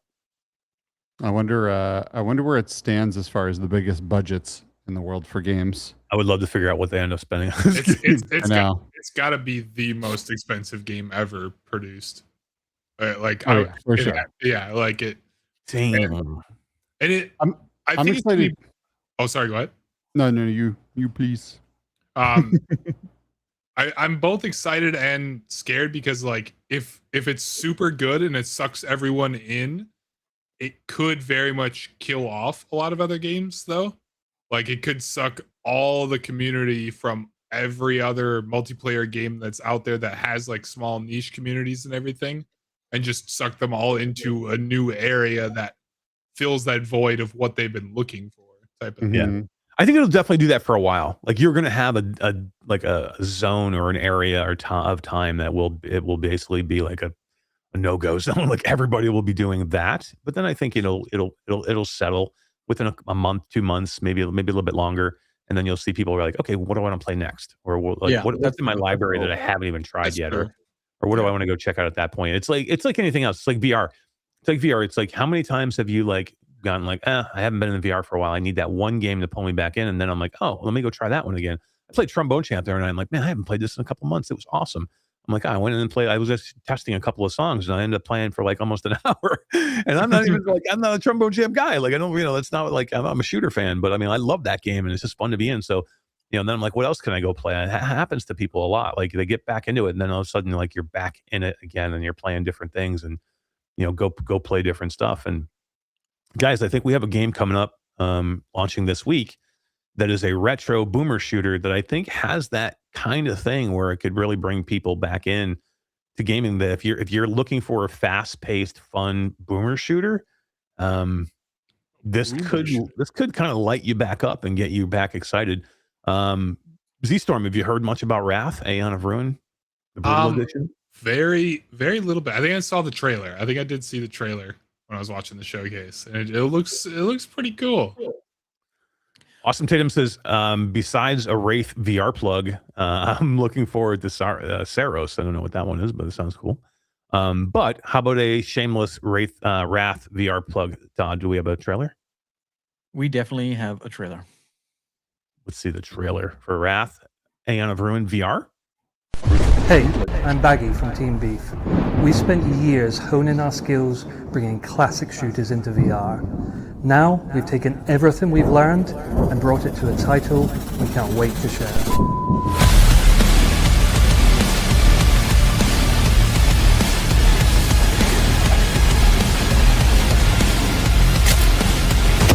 Wrath opens with the Outlander, adrift on an ageless sea, suspended somewhere between life and death. Drawn to a world by a mysterious being, you are charged with hunting down angelic entities who have succumbed to corruption and unleash ruin and monstrous horrors. You weren't the first Outlander here, but will you be the last? This is not a simple conversion. With our partners at Flat2VR Studios, we've rebuilt and refined Wrath so it plays like it belongs in VR. Hands-first combat, real interaction, and pacing that keeps you moving. The weapons pack a satisfying punch. Dual-wielding, two-handed, flick reloads, real breakable artifacts. Our goal with any VR port is simple.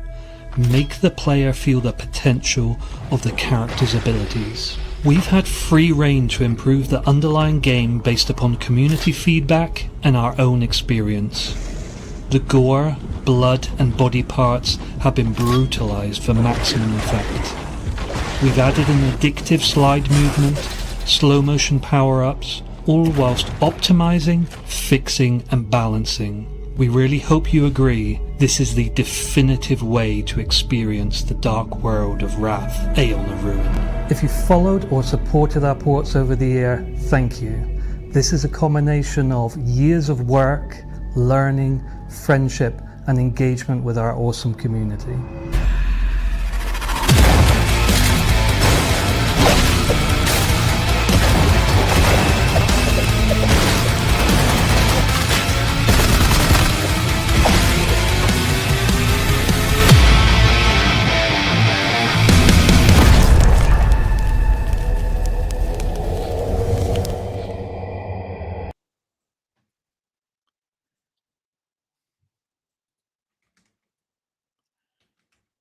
It's a good one, man. It's a fun one to play. Adding it to my wish list right now. I actually did not fully see that. That looks so good. That actually looks so good. I loved playing all the Dooms through in VR back, when the ports first came out by Team Beef. Yeah, that was one of the first things I streamed outside of Population 1 was Doom in VR. And it sucked me in to play it every single night until I completed it. And I'd never played Doom ever before Doom 3. Oh, wow. So Doom 3 VR was my first experience with Doom ever. And so it was so cool. It was such a blessing to be able to have that as my first experience for Doom. Like, it's so cool. So yeah, they killed it, man. It looks so good. Anyone that hasn't played Doom 3 in VR, you need to go do so immediately. It has haptic support. Like, it's just incredible. The lighting in the Quest now looks unbelievable. It's just phenomenal. It's so freaking good. And Wrath is like so insanely brutal and fast paced. It gives you a little bit of that Doom feeling, but way more fast paced than Doom 3 ever could be. Yeah. It is absolutely gorgeous. I like bringing both of those blades out and you can smack them together, which is so nice. Yeah. Oh, it's so good, man. And the sliding mechanic, and it's just fantastic. This game definitely gives you those vibes. Like it feels like you're there. It feels like you're doing Quake. It feels like you're doing Doom over and again. But what I love about this version is like, and it's same thing with RoboQuest. Like I loved RoboQuest and I loved Wrath Flat. They're both really good games. They're so good in freaking VR. Like certain games, and this is what we look at when we go like, hey, what makes sense to bring over from Flat to VR? Like certain games just feel right in VR. You're like, damn, why isn't it like when you're playing in Flat, you're like, man, why isn't that? This almost feels like it was like intended to be a VR game that they end up making a Flat game only. And that's the feel you get for some of these games. So like when Beef was like, hey, we're going to do this game, I'm like, yes, let's go freaking get the license and do this game, because it was one of those games you're like, man, it just has that feel to it. Like, and what could we do with it? And then look, you know, the PlayStation version was not the same company. It was a different company that went and did the PlayStation version, and it's not the same. You know, they did not do the best job with it from the original developers, Killpixel, who did a great job on Steam. So you know, for us, we wanted to kind of like pay Wrath, you know, the respect that it needed and bring it to where it should have been. And that's why we've kind of made it the brutal edition, because it's not the same version that you're seeing flat. So if you're looking at some of the newer, even some of the newer Steam reviews, or if you're looking at some of the PlayStation 4 reviews, it's not the same game. This brutal edition is what you always maybe hoped that game could be or should be. And that's one of the coolest things about doing what we do. We're not able to just port over the game that you saw flat. We're able to figure out from, you know, especially if it's a little bit older game, we're able to figure out from community input what they would have loved to seen in that game instead, or something different. Think about making a game. There's always that point in yourself, like as a developer, you're like, man, I wish I did this differently, or I should have done that differently. And you always have like the hindsight of like, I could have made this a little bit better. We're able to go do some of those things now. And that's why like Beef was like, hey, if we're going to do this, there's so many things that the community said we would have fixed, or even that we as fans said that we should fix, and we're going to go do those things. So that's why it's brutal edition, and that's why it's going to feel different. Like, guys, there is a slide maneuver now. That looks super cool. It's like the RoboQuest slide. So if you played RoboQuest, it has that feel to it, and that is not in the normal edition. We put that slide maneuver in there. And it's not just about it's not just about porting over the flat game, right? Because I think a lot of people have that misconception that that's what we do, is we just take the flat game, we put it first person, and then we're done. But think of all the little minor intricacies that had to come into this to make the guns reload, to make the guns dual wield, to make those blades come out of your hands, to things that either didn't exist in the in the flat game, first person. You just had a gun in your hand. You couldn't do anything with it. Now you can hold it with two hands. You can reload it with a flick of your wrist. All these little nuances that when you make the VR game, you're like, well, we can't just have a gun. That's boring. Like, I'm physically holding it. Let me do something with that gun. Like, there's just so much more to it. And I think Grant at Team Beef has just nailed it. I've like I said, I've been playtesting Wrath for months, and it's so much fun. And it has come such a long way. There's so much more blood. Yeah, so much more blood. It's great. That was like the two were like, let's just turn this thing up as much as we can. Let's give more blood. Like there's like that. There's a lot of blood and a lot of like dismemberment. Yeah, do more of that. Let's figure out how we do more of that. Brutal edition is correct. They really brutalized. I remember even having a meeting around the logo for Brutal Edition, and the logo, we were like, you know what, the logo needs more blood. Yeah. So do you guys have any? Because it's releasing on Quest as well, right? Mm-hmm. Yeah, all three platforms. Did you guys have any trouble with adding more blood and being the Brutal Edition with Meta like allowing it on the platform or anything like that? Was there any struggles with that? Bro, they're letting us do Postal. Okay. Yeah, I guess that's right. That's fair enough. That's a fair point. Meta's actually been really good. They're like, you know, a lot of times with Meta, it's like they're like, look, we don't want to censor anything as long as it's not, you know, as long as it's shown of what the rating is, and like you're now I can tell you this, we submitted our trailer for the game, and they're like, you can only have so many headshots per second or something like that. And we had to like stamp a whole bunch of, we had to re-edit and stamp a whole bunch of brutal editions over the headshots and dismemberments. Just because the trailer that's live in the store can only be so many things. But yeah, I mean, look, they're pretty good about, and that was one of the things like Skeeva said originally on, we're like, I don't know if they're going to let us do Postal VR. Like, I don't know if we're going to let us do that. And one of the first phone calls I made, I was like, can we even do this? And they're like, yeah, bring it. They were going to bring Grand Theft Auto San Andreas. Mm-hmm. Right. So, yeah, different times now too. Like, but this thing's killer. And like, what's nice about this is it's all like demons and stuff. So it's not like you're even killing like normal people or anything like that. It's more like it's all demons, but it's cool. Like the graphics, the graphic style of it, the Apex graphics are so good, but the gameplay is great. The weapons are great. Todd was talking about the flick reload, like that. reloading those double barrel shotguns, Oh, it looks so shotgun good. pistols, and you're like, Shotgun pistols. Yeah. that little flick is awesome, man. Or like, there's a sawed off shotgun in there. They're awesome. Just doing that click or that flick up where it just like snaps itself back up. Such a cool maneuver. Just feels great. And then the blades are awesome too. The blades are fun. And one of the things that we talked about early on was doing the slide. And we're like, the slide is great. But I'm like, Grant, what if we did the slide and you actually could use the blades and you could just mow down some of the zombies with the blades as you slide through them? Because you do have a blade dash where you can blade dash upright and go through the zombies with your blades, and it would just blow them apart, which is awesome. But like, what could you do if you could do it during the slide? Also, that would be cool. So, and you need it because it gets super hard as you get going into here. We even put a slow motion mechanic in it, which was cool. It's not in the original game. That's super really cool. I love that, like the slow motion mechanic. It's something that like it's weird, a completely different game, but Need for Speed Most Wanted 2005 had it. That had Pursuit Breaker, or it had this like the cooldown, like the slow mode, and like being able to see the entire game that is insanely fast paced instantly turn down to a crawl is just such a like a surreal feeling that I don't think people get to experience that ever in a game. So getting to experience that in this game being so fast paced is going to be super underrated in my opinion. I love it. And it is so fast paced, and to slow it down is wild. And sometimes there's just so many enemies coming at you that like if you stop for a minute, you're just dead, man. You're just dead. It is so much fun. And those flick, I love the full size shotguns flicking those things up. Reload them. So good. It just feels great. The mechanics feel amazing. Team Beef crushed this. If you put someone in this game and you told them that this wasn't originally VR game and they never heard of the flat one, they would never believe you. This feels like it was built from the ground up. Truly is. Yeah. It's a marvel. Some of the feedback from the lab, the Impact Labs was, might not be a game for new people to VR. You just might get sick. Yeah, it's true. It is brutal in that way too.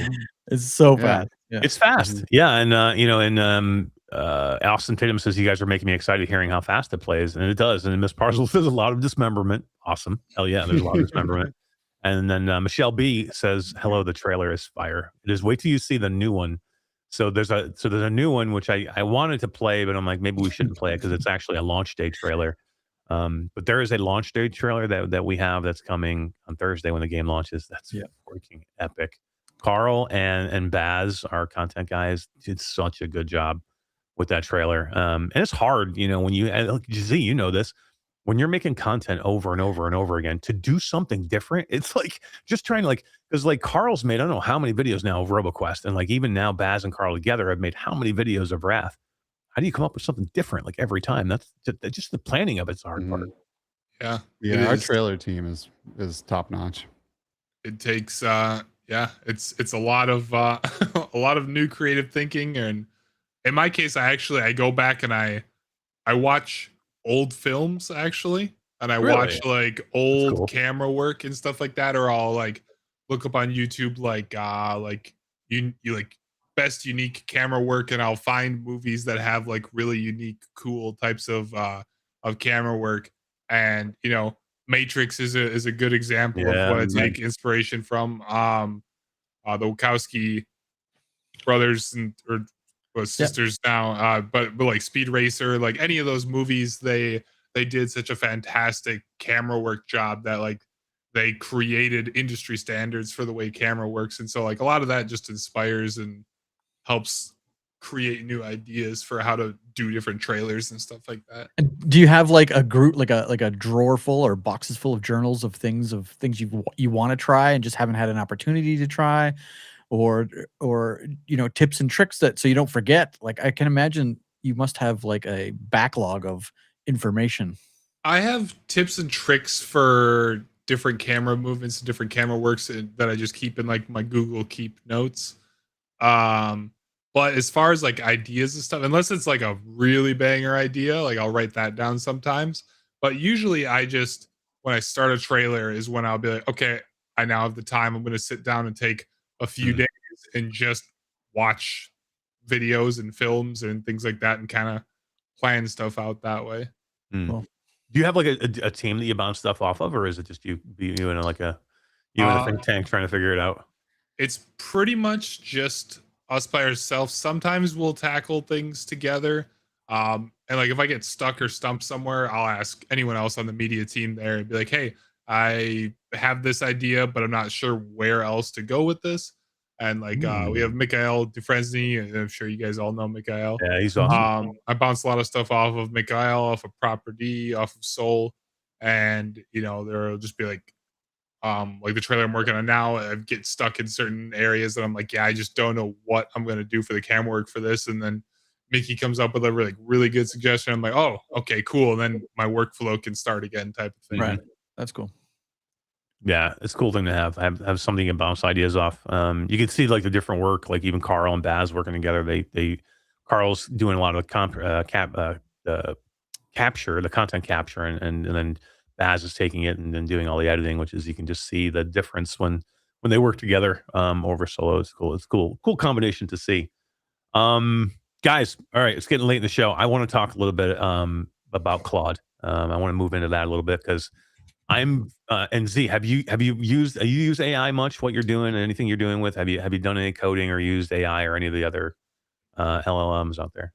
I have used Gemini for inspirations on some ideas and like tweaks, like I'll use it to start an idea for like a script for something, whether it be like just like a normal short, or like if I have a particular scene that I have a shot, I'm like, okay, what would be the most aesthetically pleasing in this scene to the eyes? Like, which way should I move the camera? And so I'd take a picture of like what I have, put it in there, and it would like move everything how it would look different in engine. And I'm like, okay, so that's kind of like a cooler idea that way. And so then I'll go and adjust and do everything in engine that way. But that's pretty much the extent of what I've used. That's a great use of it, right? Like that's Yeah. cool. Yeah, I was, look, I'm not huge, like Todd and Skeeva are way more into AI and using it than I am. I started, using Claude very basically, and like super cool. I loved it. I've been a Chat GPT person. I bounce ideas off it. I don't use it to create a whole bunch of stuff. I use it to like ask it questions and like almost double check myself sometimes, or to bounce ideas off of, or start something. I'll start like a framework of something I want to do with AI, with ChatGPT. Used to be before, and then I would help build it off of that, and I would kind of form that ideas off of that, and then maybe hone it or refine it back into that. But I found myself like getting rid of ChatGPT completely because of Claude, and I'm not just using it, like a chat, AI for Claude. I've been using Claude Code a lot, and I've been using Claude Cowork a lot. And so I completely got rid of my Chat GPT subscription, and I've gone over to Claude now, and I really like it a lot better. I mean, I know a lot of people use different LLMs for different things, and some people use Gemini for this, and then Chat GPT for that, and Claude for this. For me, I've mainly been focusing on Claude because I've been wanting to code a little bit and create, and that's one of the things that you can do. And I don't know how to code at all. I'm not that specifically good with that kind of stuff. But if I have an AI that can help me generate, and I can put my ideas and my thought, I know what I would want to make, right? I just don't know how. I don't have the physical, the mental ability to do it. So, so for me, having like something like this, it allows me to. It opens up a world to me that I would have never had in front of me. So I get where people are like, "Oh, it's lazy, it's this, it's that," but it's not lazy for me. I just can't. I could never be able to do this. Like, could I? Yeah, if I went to back to school and started to learn and put a bunch of time in, yes, maybe I could unlock that. But I don't have time to do that. I'm trying to run a company here. Like I'm trying to figure out, the other stuff I want to do. But it doesn't mean I don't want to do these things.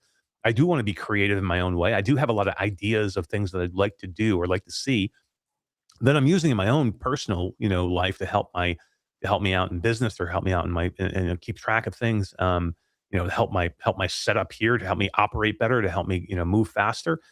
So there's certain things that I love to do, and I've actually been coding with it and created some things with it that I really like. And I want you guys to talk about, each of these things a little bit separately, the Claude Chat, Claude Code. And then I want to talk about Claude Cowork, because this is one I've been using a lot too. So Claude Cowork actually takes over your computer, which is awesome.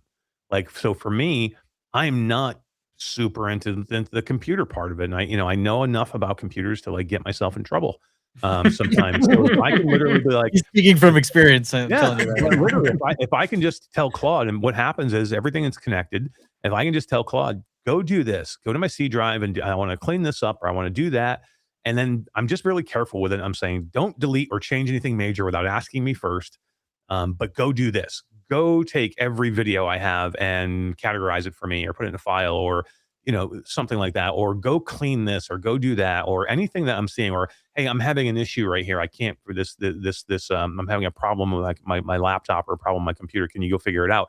And it will literally just figure it out for me and go, okay, I'm going to go do this for you now. And I'm like, yeah, go do that, so I don't have to do it. But it will do everything for you. I mean, think about all the steps that you'd have to do to just do a certain thing.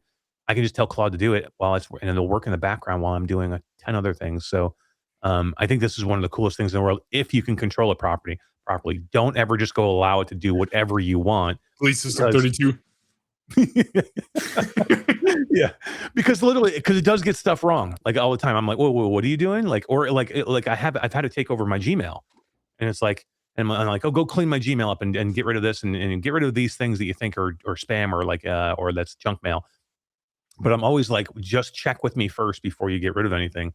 So it'll give me large lists, and it'll give me a synopsis of each email really quickly, so I can pop through quickly. And I'm like, why are you getting rid of this email? This is really important. And it's like, well, it's this and this. I'm like, no, it's not. And you're like, oh yeah, you're right, it's not. I'm sorry. So you have to because it's dumb sometimes. So you have to be careful with it. So you're right.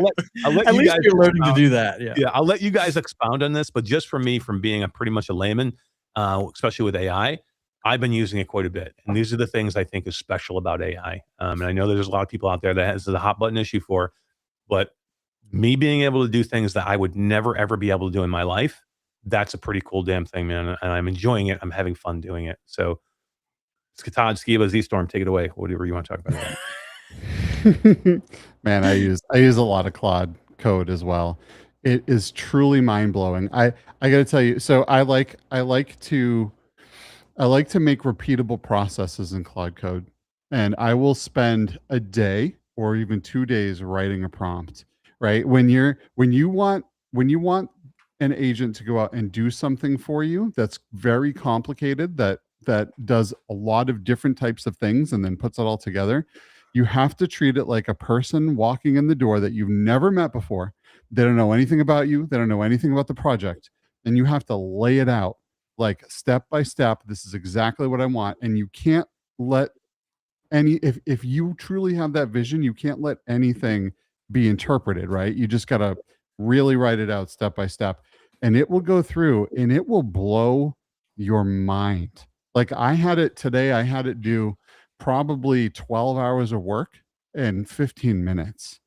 I mean, it is unbelievable, from creating sound files to narrating hours worth of content and creating images and sound effects. And it is unfriggin' believable. And it just takes control of everything. And then you can even tell it as far as where it's going to put the files and how to organize things to make your life easier.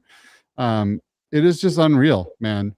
But the number one tip, seriously, is treat it like a person that knows nothing about you and nothing of what you want. A lot of people just throw generic prompts out there and say, I want this. And then they don't get what they want. You can't do that with a person. It's not a Google search. And you can't do that with an AI system. It literally has to be the same as you telling a person that you've never met before what you want them to accomplish.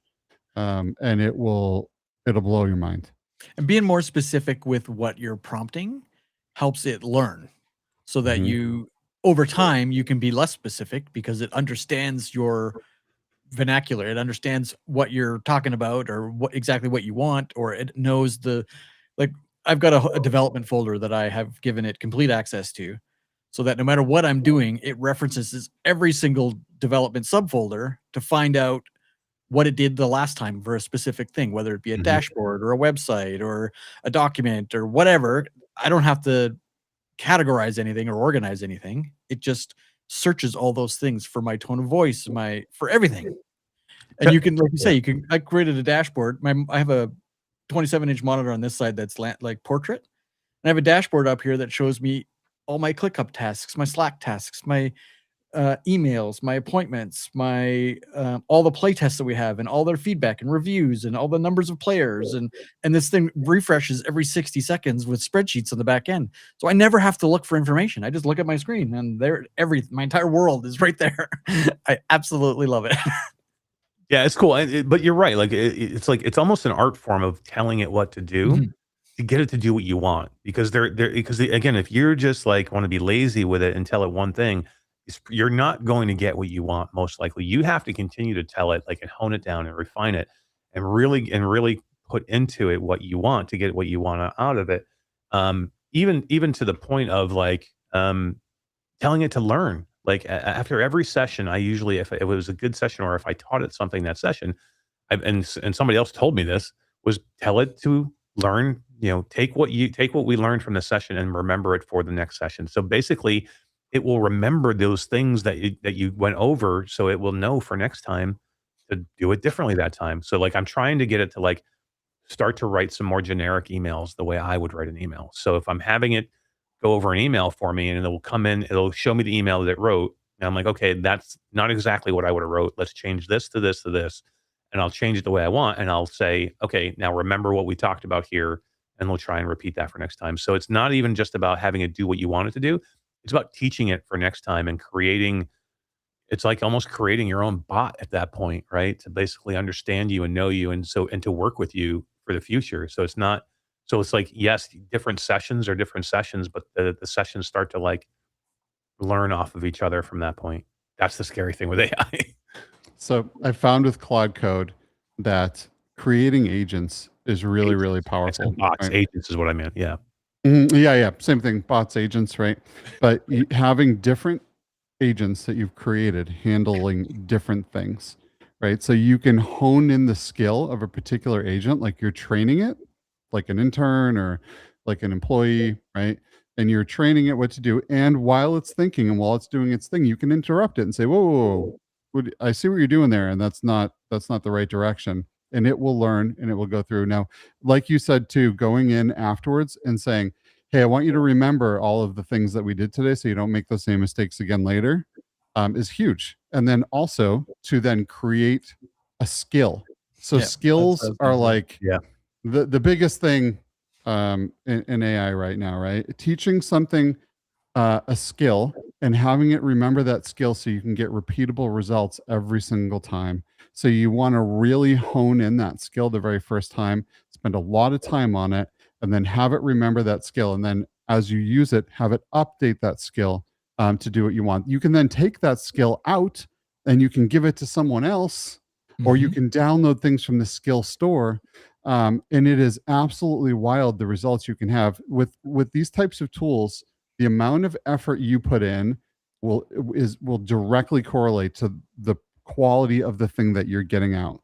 If you're spitting out random crap to it and hoping that it's going to read your mind and give you the most, it's not going to happen. You've got to take some time and really be specific with this stuff. But the thing is, you only have to really do it once. If you tell it to take everything it learned and create a skill file, it will always be awesome every time you use it after that.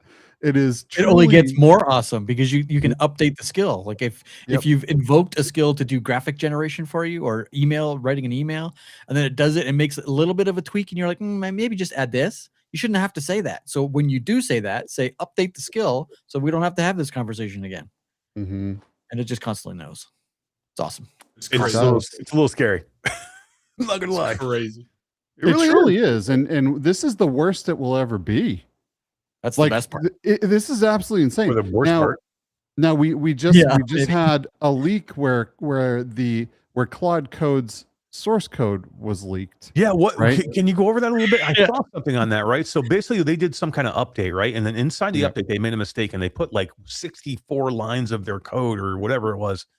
They put pretty much all of their Claude code. There was a link back to the server that was accessible, and someone found it almost instantly. Grabbed that, copied it to a million places all over the internet, and it is what it is, right? Someone used ChatGPT to rewrite the code to uncopyright it. Right now, we're not talking. Oh man! Somebody stole their shit and then used another AI to uncopyright their AI. Yep. They did. Now let's be clear here. The LLM for Claude did not leak, right? This is the wrapper that makes the LLM code well and understand processes and all of the things that it part does. of it, though. Then Right. That is.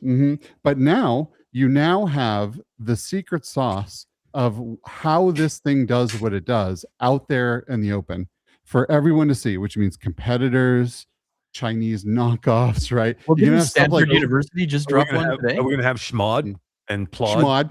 Schmod mode. Plod? Try Schmod and mode. Claude. I like that. Stanford University dropped OpenJarvis today, which is their version of OpenClaw, which I bet you is based around the wrapping of Claude Code. Open Jarvis. Uh-huh. I love Open Jarvis.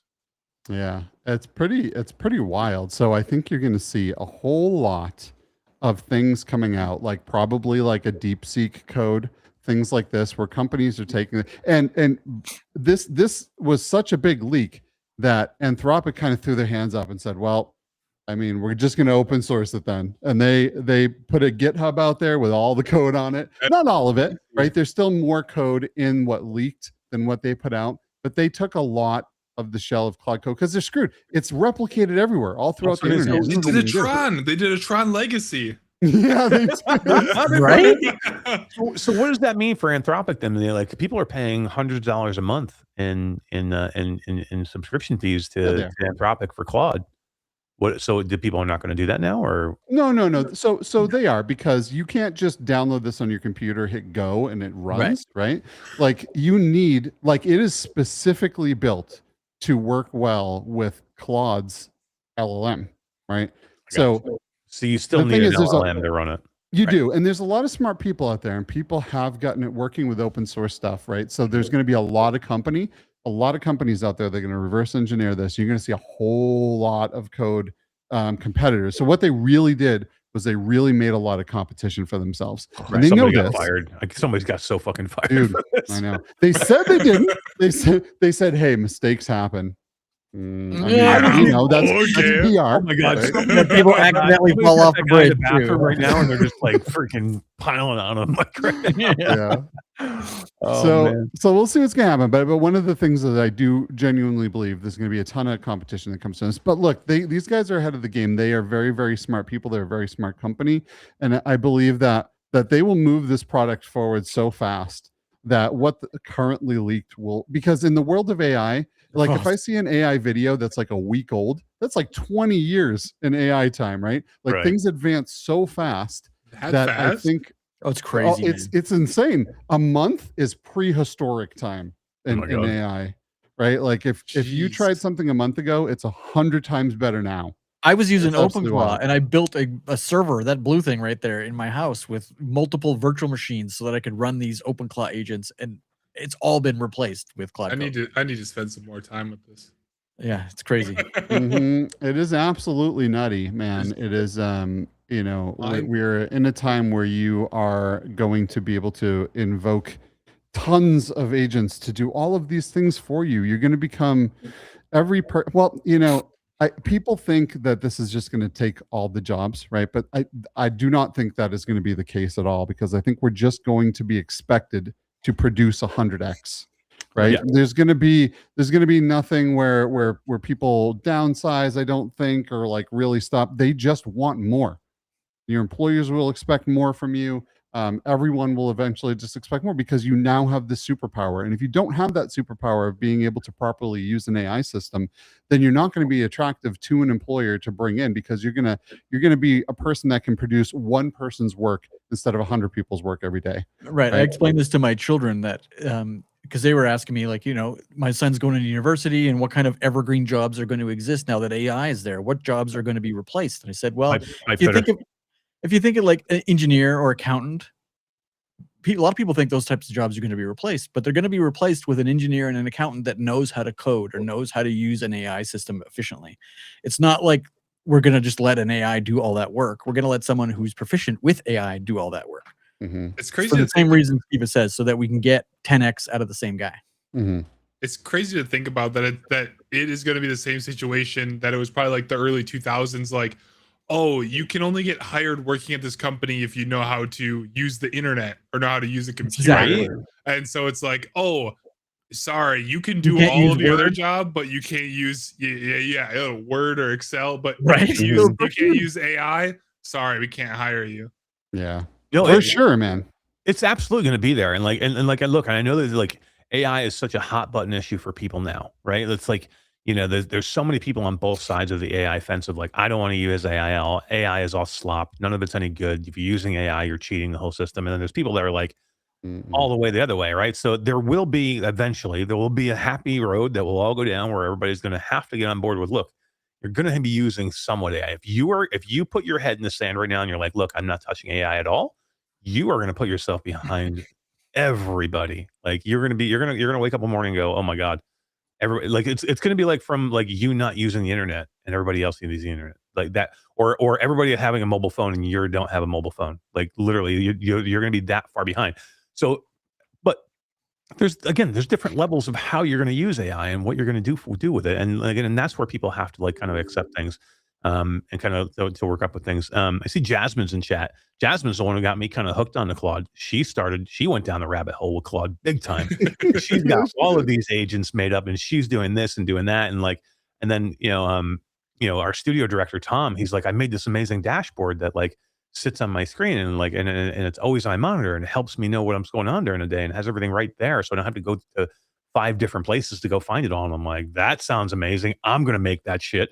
So that's why I wanted to go make it. But I have more ideas of what I want to make. I want to go in and like I want to zero my inbox on emails. I get like I have like thousands and thousands of emails. I'm like, Wow, I would zero your love inbox. to get to the point where I can zero my inbox, and I think I could get there with AI. I think I could get there to AI and have it clean up all the stuff that I don't need, right? Because out of the 1,000, like I probably get, no lie, not over exaggeration, I probably get 200 emails a day, somewhere around there. A lot of them I don't need to see, but the problem is I don't know which, right? So manually, I got to go in and look at everyone, get rid of what I don't want, keep whatever I do need. I think I need to keep. I got to create a file and put it in the file and like start to organize it. What if I don't have to do that? What if I can have Claude go in there for me, sort through everything, and I teach it well enough, and I make that agent well enough to where it goes through, it knows what I do. Eventually, it's going to get to the point where I don't have to check everything. I'm just going to be able to allow it to go do what it's going to do, and I'm going to trust it. But even now, it's still so simple for me. It'll give me here's your emails for the day. I'm going to delete these 7. I'm going to put these others in files and and have them here. These are 4 that you should look at right away because they're important. Something like that, and it'll do that for me now. So I think I can get to the point where it'll do that. And how much time could I save? Like literally, I spend hours a day going through emails or going through past emails because I'm so far behind. That's the problem with emails.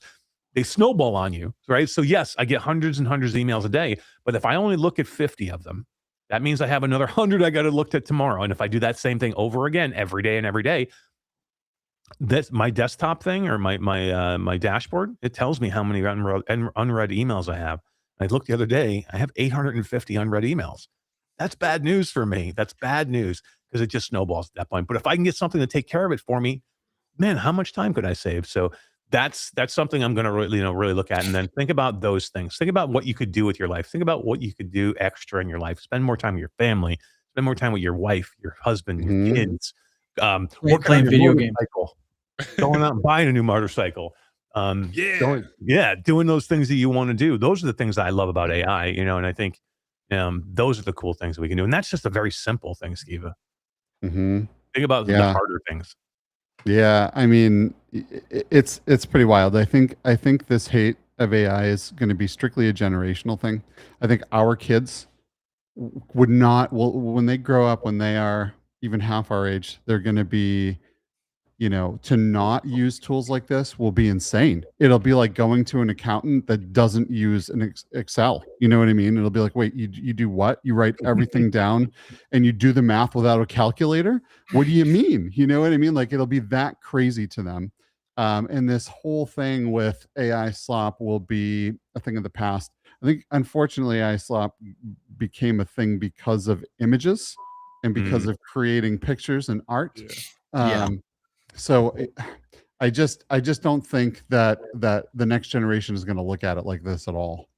The issue I see with the next generation is I see AI improving, which is good, but I see it slowly over time destroying critical thinking skills. I That's see, gonna be a because thing. like if the AI becomes so good to where you don't need to handhold it, like Eric was saying, like and tell it every little thing that you needed to do, and it kind of like starts to be able to pick up on your tendencies and saves those skills, like when you build those agents and stuff, you genuinely do have to think less. Like, and so as everything improves, you will think less and less and less, meaning like the intelligence of our generation, the generations will just go down as AI just ramps up. Think Wally from. Yeah. I think that was the name of the movie, right? Wally. Yeah, With all those Wall-E. people in their chairs as the robots took care of their lives. Yeah. I mean, this is a very valid concern. I mean, this is something that absolutely could be. Now, there's always going to be people that are not going to settle for that. There's people that are born driven and Yeah. will not let their brain sit and rot. They'll go nuts, right? So imagine the power of powerful AI systems like that with a driven, smart human behind them. I mean, they're just like today. We have all of these tools. If there's a dumbass behind them, they're not going to do what the smart person that knows how to use those tools, that understands critical thinking and can really push through a lot of problem solving can do. And I think it'll be that in the future, but it'll be way more extreme, right? You will get those people like you have now that sit on the couch. They do nothing but play video games and order DoorDash, right? Of course. But that's life. But that's life now. Right. It's called moderation. It's called moderation, right? Like if you do anything and you take it the wrong way, or you go too far, like you do too much of it, it's going to destroy you. Like, look, alcohol is great. Everybody loves to have a drink from now and then. But if you drink every day, incessantly every day, and you go over the top with it, and it controls your life, it will end up destroying you. Same thing with drugs. Same thing with food. Overeating. Think about all the things you do in your life that are not good for you that can end up destroying you. People get lazy because they smoke too much weed all the time, right? And they just sit on the couch and they don't have any drive. But some people smoke weed and they're great. They use it to get through their day, and it's all in moderation. If you smoke too much weed, then yeah, it's gonna make you like a freaking potted plant. But some people use it to motivate them. Some people use it to like get them through the day. Some people use it to unlock things in their brain, and their mind, and become more creative. And do it. Same thing with alcohol. Some people, it loosens people up. Well, they go have a good time. Allows you to like get rid of your inhibitions. But again, if you do it too much, that sucks. Same thing with anything else. Do it working too much, right? Work is great. Keeps the mind tight. Keeps the mind strong. You overwork yourself, you burn out, you're dead. For me, it's like we all have to be like the society of like grown-ups, of being able to handle certain things. And yes, I agree with ZStorm 100%. If you allow it to do everything for you, your brain will turn into mush. What I would hope is you could allow it to do the mundane tasks for you that you don't want to do. So it allows you to go and be creative other places, to be that critical thinker in other areas that could be more impactful on your life or society or some other things. So again, I think there could be creative outlets for those things. Go take care of the stuff that like nobody wants to do, that or that doesn't matter, right? And the stuff that like reading email. Yeah, right. Yeah. Go read all the bullshit emails that we have to go through. But yeah, I think a lot of it. What I would do to have Doctor Who's TARDIS and be able to just get in there, go 50 years in the future, pop my head out the door, and see what's happened to humanity because of AI's progression. Just right? gone. Like, are we gone? Are we? Have we been killed off by AI? Right? Are they the new species, or how did we learn to become way smarter? Did we merge with it? Right? Like, are we like superhumans? We don't need a computer in front of us. I don't know. I would love to go into the future and see. Can I get out of the TARDIS and stay there? I feel like AI that way will inevitably one day save the world, but I think humanity will end. Like, I think humanity as we know it we are imperfect, and like that's just how it's going to be. But once AI gets to the point of where it can be almost flawless, and we get to sentience, you get to things like that, and being able to recognize how toxic and terrible human beings are to one another, wars, famine, racism, like everything like that between everybody, like the AI it's not going to have that. It's going to be like, oh, well, we want to preserve and grow the world and the planets and all the ecosystem, but if the humans are here, they're just going to keep destroying it. Well, that's another good question. Can you have AI that does not think like a human when it is learned only on our actions and our literature and our movies and everything that we've taught it in all of our social media? Or will it become ultra toxic? Like my us? God. Right? Will it just become the Most racist bot toxic on the thing ever. computer? Ultra Oh my God. toxic, racist AI. Ah, yes, of course. It's like your drunk uncle. AI becomes your drunk uncle that's over at dinner that you're like, oh my God, this guy's here again. Can you imagine? I mean, but that's a good point. Like AI could exacerbate the evil that are in some people. Like there are, look, like I don't think we're all naive enough to think that everybody is altruistic and everybody in the world is beautiful and like has great, outlook for the entire world. There's a lot of evil people out there. If you get somebody who's evil out there that's telling AI to do evil things, that's a bad thing. And we don't currently have control over that right now. And that's the stuff that makes me nervous. There's such good that can come of AI if we use it properly. The problem is just there's no control over the people that are not going to use it properly. And I am not a naive person. There are people out there that are just evil in their bodies for some reason, or whatever, and they want to do harmful shit to people, or they're upset in their life and they want to make everybody else feel that pain. And that could be catastrophic for us. Like literally, think about an AI that will never stop. If you tell it to do something, it'll never stop until it figures out how to do it, and it could carry it out and do it. And think about all the awful things you could make it do at that point. We're gonna see that all. We're going to see that all, unfortunately. And, we'll also see the most amazing things. I think we'll also see some of the most horrible, terrible diseases that we have no chance of ever solving become gone. Like I would not doubt it if by the time I'm dead, cancer is not a thing anymore. Right? Because we have agents constantly plugging away 24 hours a day, 1 million plus, agents working on this stuff all the time at ultra high speeds. We'll have that, but we'll also have people making bioweapons that we have no idea how to get around. And like there's going to be the extreme on both sides, like there always will be with anything. There will always be that balance. And the more wonderful stuff we can use it for, the more horrible stuff, and vice versa. I just want to take my email. I just want to zero inbox, damn it. Just want to zero inbox, man. Come on.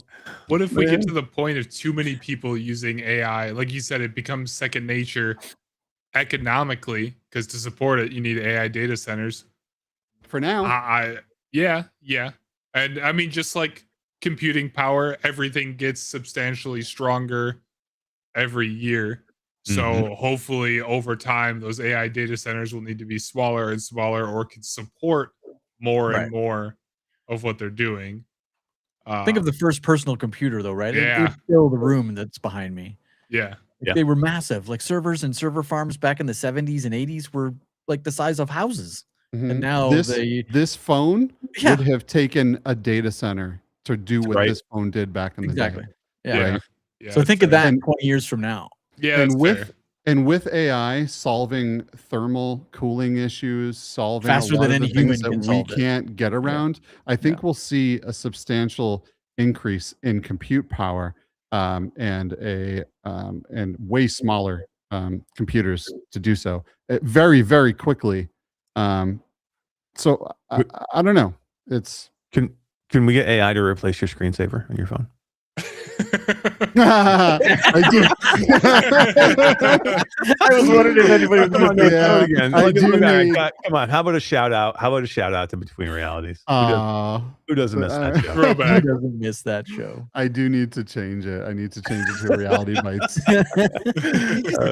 So this screensaver was actually was a snapshot of the Between Realities ship that I created in Neos, now Resonate. So I need to create a cool Reality Bytes world in there to get some cool artwork from. That'd be fun. Yeah. Very cool. Well, it's very interesting. I want to talk more in the future about Claude. I think it's one of the better ones out there to use. Been using it quite a bit. I know you guys use it a bit, but there's more out there, and we're going to keep discussing AI to learn more as we go. I mean, I think we're finding new stuff every day. And I want to get close to the end of the show here because we've been going a long time. And ZStorm's like, man, you guys ever shut up? Like, I know. No, I love just being able to just talk about all this stuff. Like, right? Like it's always a blast. It's a ton of fun. Sometimes we do this show, we just forget we're on a show. We just think that because we hang out on cameras all the time. I forget we're streaming and we're just talking for hours. Yeah, we talked about the weather for 30 minutes. It was crazy. I do want to talk about two peripherals because so Wrath Aeon of Ruin is launching this week. Todd, I think there is a giveaway that we're doing for that, and one of the giveaways that we're doing, number one, we're giving away one of these roto chairs, which is super cool, and it's going to be a roto chair that's going to be decked out with like stuff like all the logos from RoboQuest, or not RoboQuest, but I'm sorry, Wrath Aeon of Ruin will be on the chair, which is super cool. So you're going to have a decked out roto chair with all Wrath Aeon of Ruin on it, which is going to be awesome. We're also giving away one of these babies. Z, have you tried one of these? I haven't tried it, but I've seen it. It's Dude, freaking it's awesome. so sick. It's awesome. This is the ProTube VR ProVolver Elite. Right. So this is different than the old ProVolver. The ProVolver used to be like you had to hook it up to the computer. I had to like, you got a ProTube, nice. Yeah, I got the old ProVolver. That's so analog, bro. You VR, bro. I love this thing, dude. I love it. Yeah, this thing is great. I put the stock on it the other day because I wanted to try it with the with the little mini stock on it, and I love it, man. It's so cool. Like, I don't know if you'll be able to hear it at all, but like the haptics in this thing are great.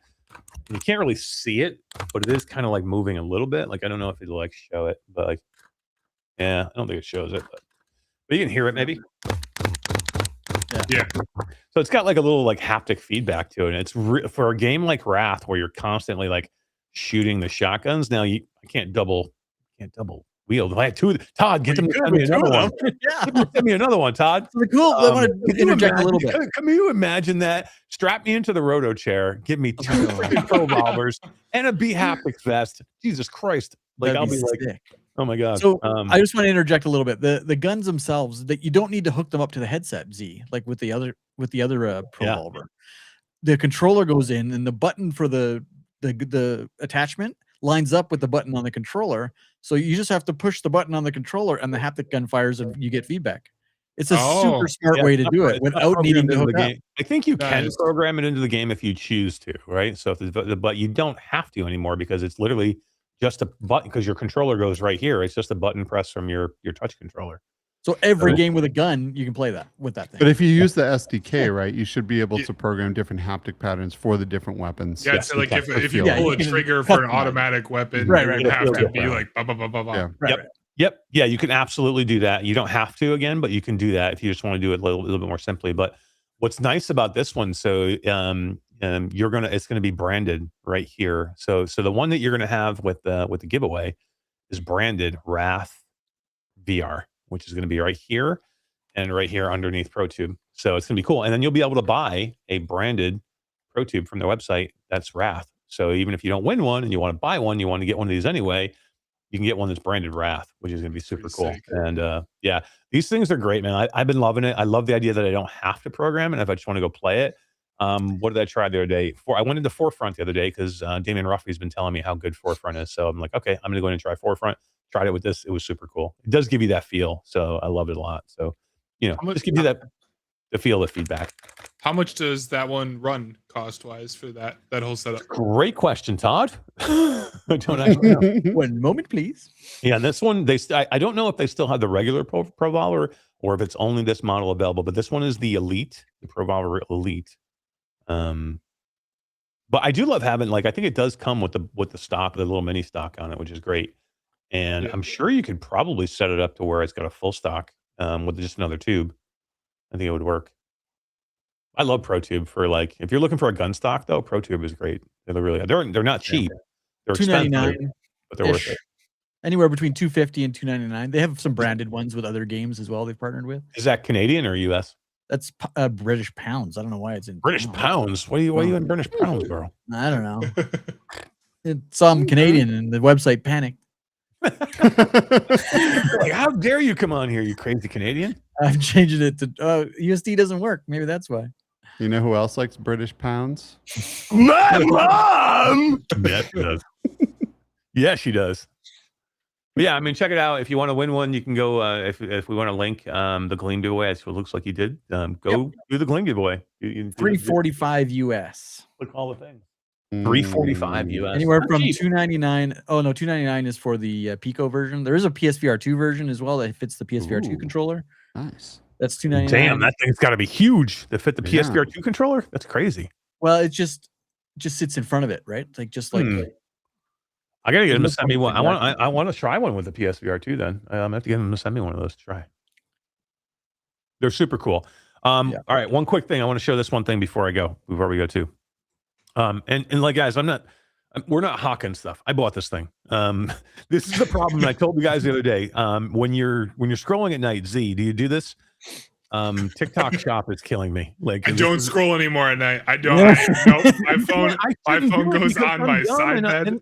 Yeah, I have to stop myself, like, because these are like TikTok shop makes things so easy, and like I'm like, but like some of the deals are actually pretty good. So I'm like, I mean, I like some of these things, but like, so I've been doing a lot of flat gaming, as we said.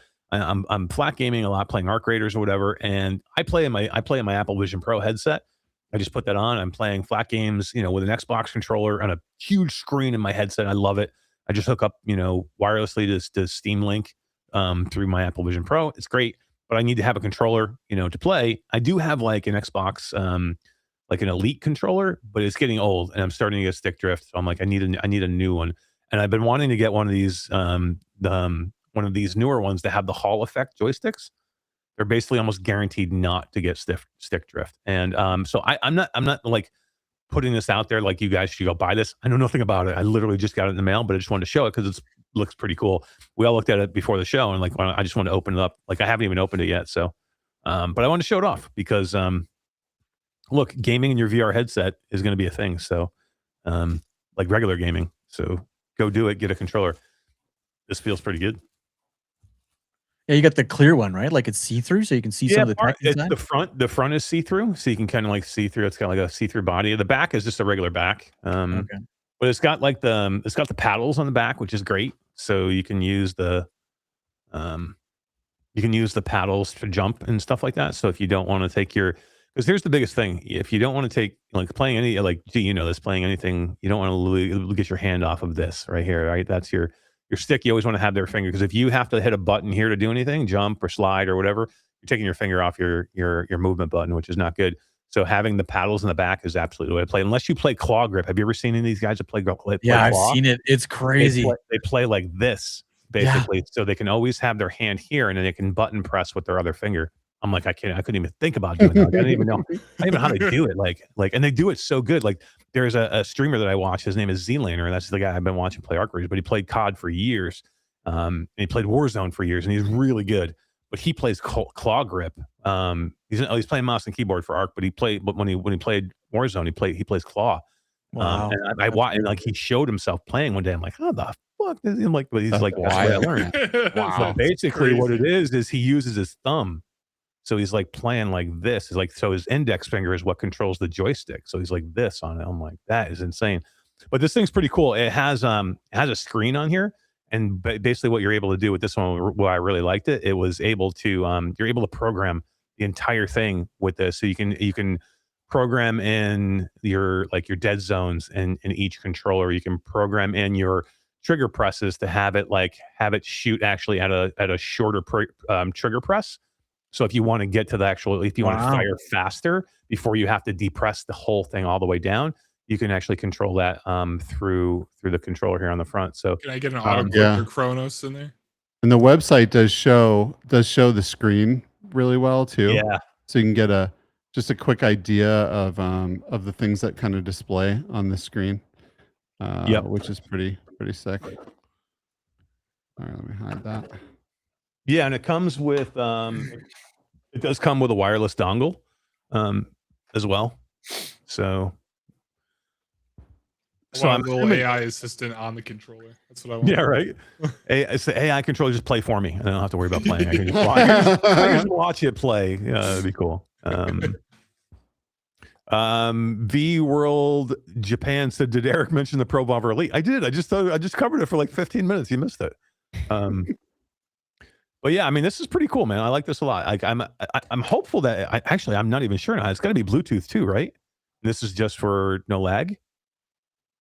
Or it might be for if you have crappy Bluetooth or you don't have Bluetooth on your machine at all. Yeah. Oh, maybe, yeah. You know, Because I know there is like a little bit, even when you use Bluetooth controllers, there is a little bit of controller lag. So the problem is when I play on my Apple Vision Pro, I actually don't connect the controller to my laptop. The controller is actually Bluetooth connected to my Apple Vision Pro. It could be wireless as well. Yeah, Like I'm hopeful. dedicated wireless. No, I mean like a dedicated wireless adapter, like the keyboard I'm using. This Keytronic keyboard or whatever this company Keychron keyboard. Yep. Works faster through wireless than it does through Bluetooth. Oh, really? Yeah, it works just as fast as a where did everybody go? Just as fast as a wired keyboard, but with wireless. So look at this. So this is where it looks like where the Bluetooth this is where the dongle goes. Why would that be? So the I don't know. All I dongle can goes see in is Skeeva's screen. wait, what? here. Really? Yeah. You can't see me. It all broke. It all broke again. Yeah. Broke everybody.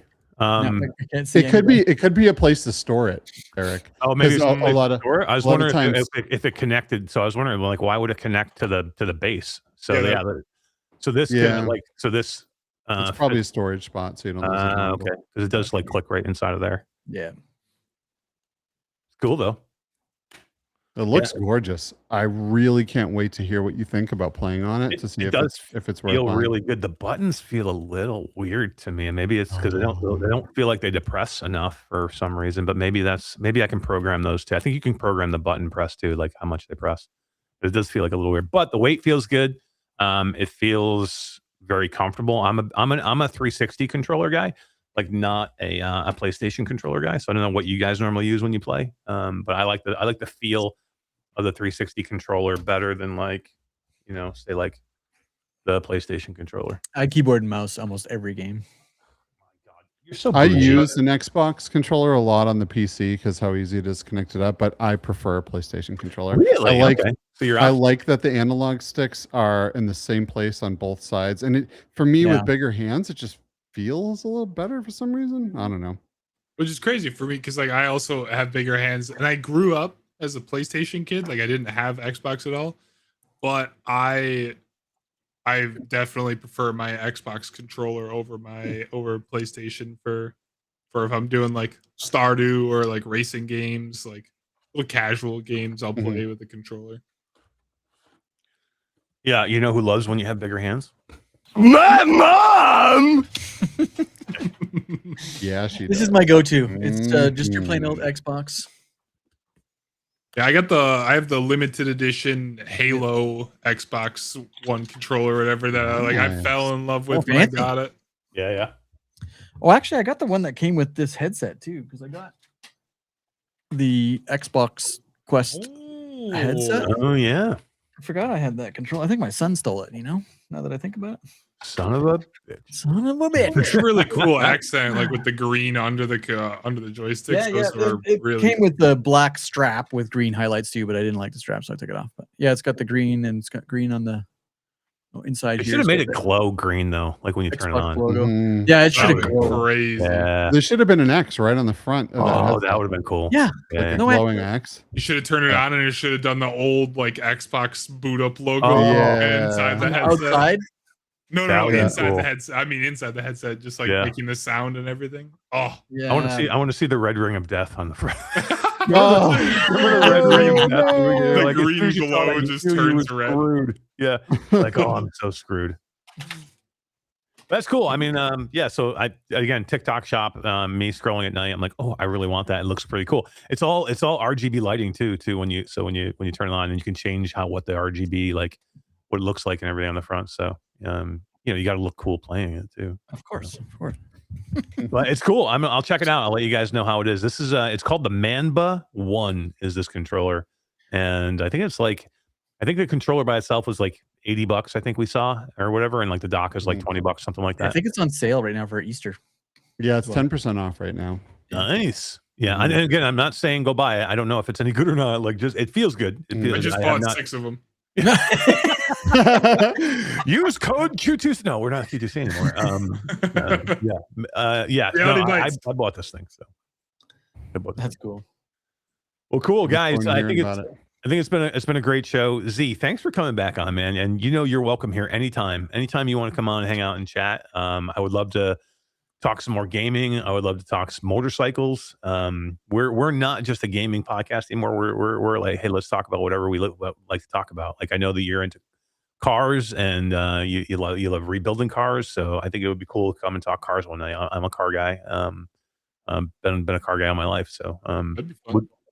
we'd love to talk cars, talk AI, talk whatever. We talk about weather. Who cares? We could talk about living in Florida. I think we've piqued the curiosity with AI, and I think next time ZStorm might have a story or two to tell. So, Ooh, he's gonna start Yeah. coding with Claude.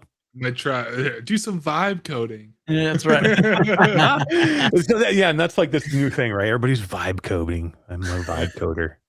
I might try. I think I am going to try out Claude a little bit and take a little bit of a deeper look into that. You're intriguing me now with these agents. So here's the Yeah. thing, though. Here's the thing. Don't just go on Claude's website and start typing in there. That is not Claude Code. Like, you have to download the Claude Code program, or you have to install it into your PowerShell or into VS Code or whatever.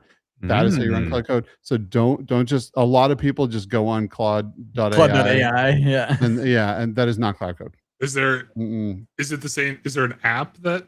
Yeah, you can download the app from the website as well. It's an app, but it's not like a program that runs. It runs inside of a terminal session. No, but there is a program that runs too. It's so you can terrible. do it that way as well. Yeah. Yeah. I guess if you're new, you could use that. Okay, Oh, so you're the app. I don't like so that. The app experience isn't the full experience. Well, really, if you want the full experience, you could plug it into VS Code. Yeah, it's the full or crap. What's the other one that's I have mine popular running now? through PowerShell. You can run Yeah, it through awesome. Crispy, so you can talk to it through Discord. You can. There's lots of ways to do it. Yeah, Downloading the desktop app is a good starting point. It's Mm-hmm. definitely far better than what you're going to get on the website, like Claude.ai. And you yeah. can And use what it does is it creates like this sandboxed off area on your drive through almost like a virtual machine. So in case anything bad happens, it Right. can't get out. You know what I mean? That's fucking terrifying. I'm telling you, man, this is terrifying. That's Like, crazy. literally, like, Hearing that makes me not want to do that. I mean, Makes me we're think I'm all- like installing a bomb, like it's just a bomb Trojan inside my machine, ready No. to go off. giving this thing access to your bank accounts and your computer and like anything that, like, What could go wrong? oh yeah, it'll everything's be fine. fine. Nothing to see here. Everything's fine. So Everything's fine. Skeeva and I did an episode we called Nerd Talk about 3 weeks ago on the podcast, where all we did was talk about AI, introduced it to people, showed everybody how it works. We actually vibe coded live on the show. We made some websites and a bunch of cool shit. I would suggest go watching that to kind of get your feet wet and see how easy it is and how to make it work. Okay. Yep. Yeah. Bring me on Discord. I'll help you out. Oh yeah. Yeah, exactly. We're always around. All right, guys, I'll say one last thing. Everybody out there watching now or watching later, go and either pre-order Wrath, wishlist it, or on Thursday, go buy it. Wrath, Aeon of Ruin VR, Brutal Edition. You're going to have a blast. I promise. Go do that. Go play the game. Support this stuff. If you want to see more flat to VR stuff, if you want to see more Team Beef, Team Beef have been putting in lots of work, and this is a co-effort too. It's not just Team Beef that built it. This is Team Beef doing development, also with development from our Flat to VR team together, doing this together, and then our company Impact Inc. doing all the publishing for it. This is a true team effort. But if you want to see more from Team Beef, if you want to see both Team Beef and Flat to VR doing more of these types of things, if you want to see your favorite boomer shooter, if you want to someday see maybe Doom or Quake or like cool things like that actually come to VR officially, support here. This is where it starts. You have to go buy the games. You have to support. Keep them wanting to come and do this and do it more, and not just be a passion project of a modding community, but be an official thing. This is their first ever release. It's a special day for them. Go support. They've been giving back to the community for a long time. Show them how much love that you have and that you want to see more things. This will allow us to go do more things and get more of these awesome IPs. So go show your support for Wrath. And then eventually go show your support for Flat Out. Flat Out's coming at the end of the month. So Flat Out for VR. Yeah. Z. With wheel and pedal support. Ooh. I got my racing rig in the living room ready to roll. Heck yeah. Be awesome. Scott from Scott George 9565 says, let's talk about Japan. I am going to be headed to Japan. Myself and Natasha Fahey and I think Jasmine are going to be headed to Japan for Bit Summit coming up at the end of May. So Scott, Lucky goobers. I'll see you in Japan, Tokyo and Kyoto. I'm going to Japan in July. Are you really? Yeah. Really? What are you doing in Japan? They're not allowing you in Japan, are they?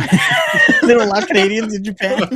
No. So super just so you famous know, in Japan. Japan in July is like 400 degrees. just so I you know. Your Canadian white I'm pasty aware. butt will absolutely die there. I'm aware. I was there last year for Bit Summit in July, and it was like 110. You want to talk about humidity? It was worse Yeah. than Florida. It's like 110 degrees with humidity there. Yeah, I know. You're gonna be fun done, tonight. bro. You're done. You're done. I'm not taking pants. Just Wow. underwear. Surprise me. Just underwear. There's another crazy Canadian walking around in his underwear. But cool. It's a good show, guys. I appreciate you guys coming out and hanging out tonight. Thanks for everybody who's watching. Thanks for everybody who's watching afterwards. We appreciate you. Like and subscribe to the channel. Guys, almost 17,000 subscribers now. We're doing a pretty good job. We're doing a Cruising thing. along. Yeah. We're doing some things. It helps. Skeeva's here. Skeeva's here to help us bring us along. That's right. All right, guys. We'll catch you on next week's show. We'll be back next Tuesday, better than ever, with who knows what to talk about. Maybe we'll have Team Beef come in next week and talk about Wrath after his launch. So Yeah, maybe. That's a good idea. that'll be cool. All right. See you guys. Bye, y'all.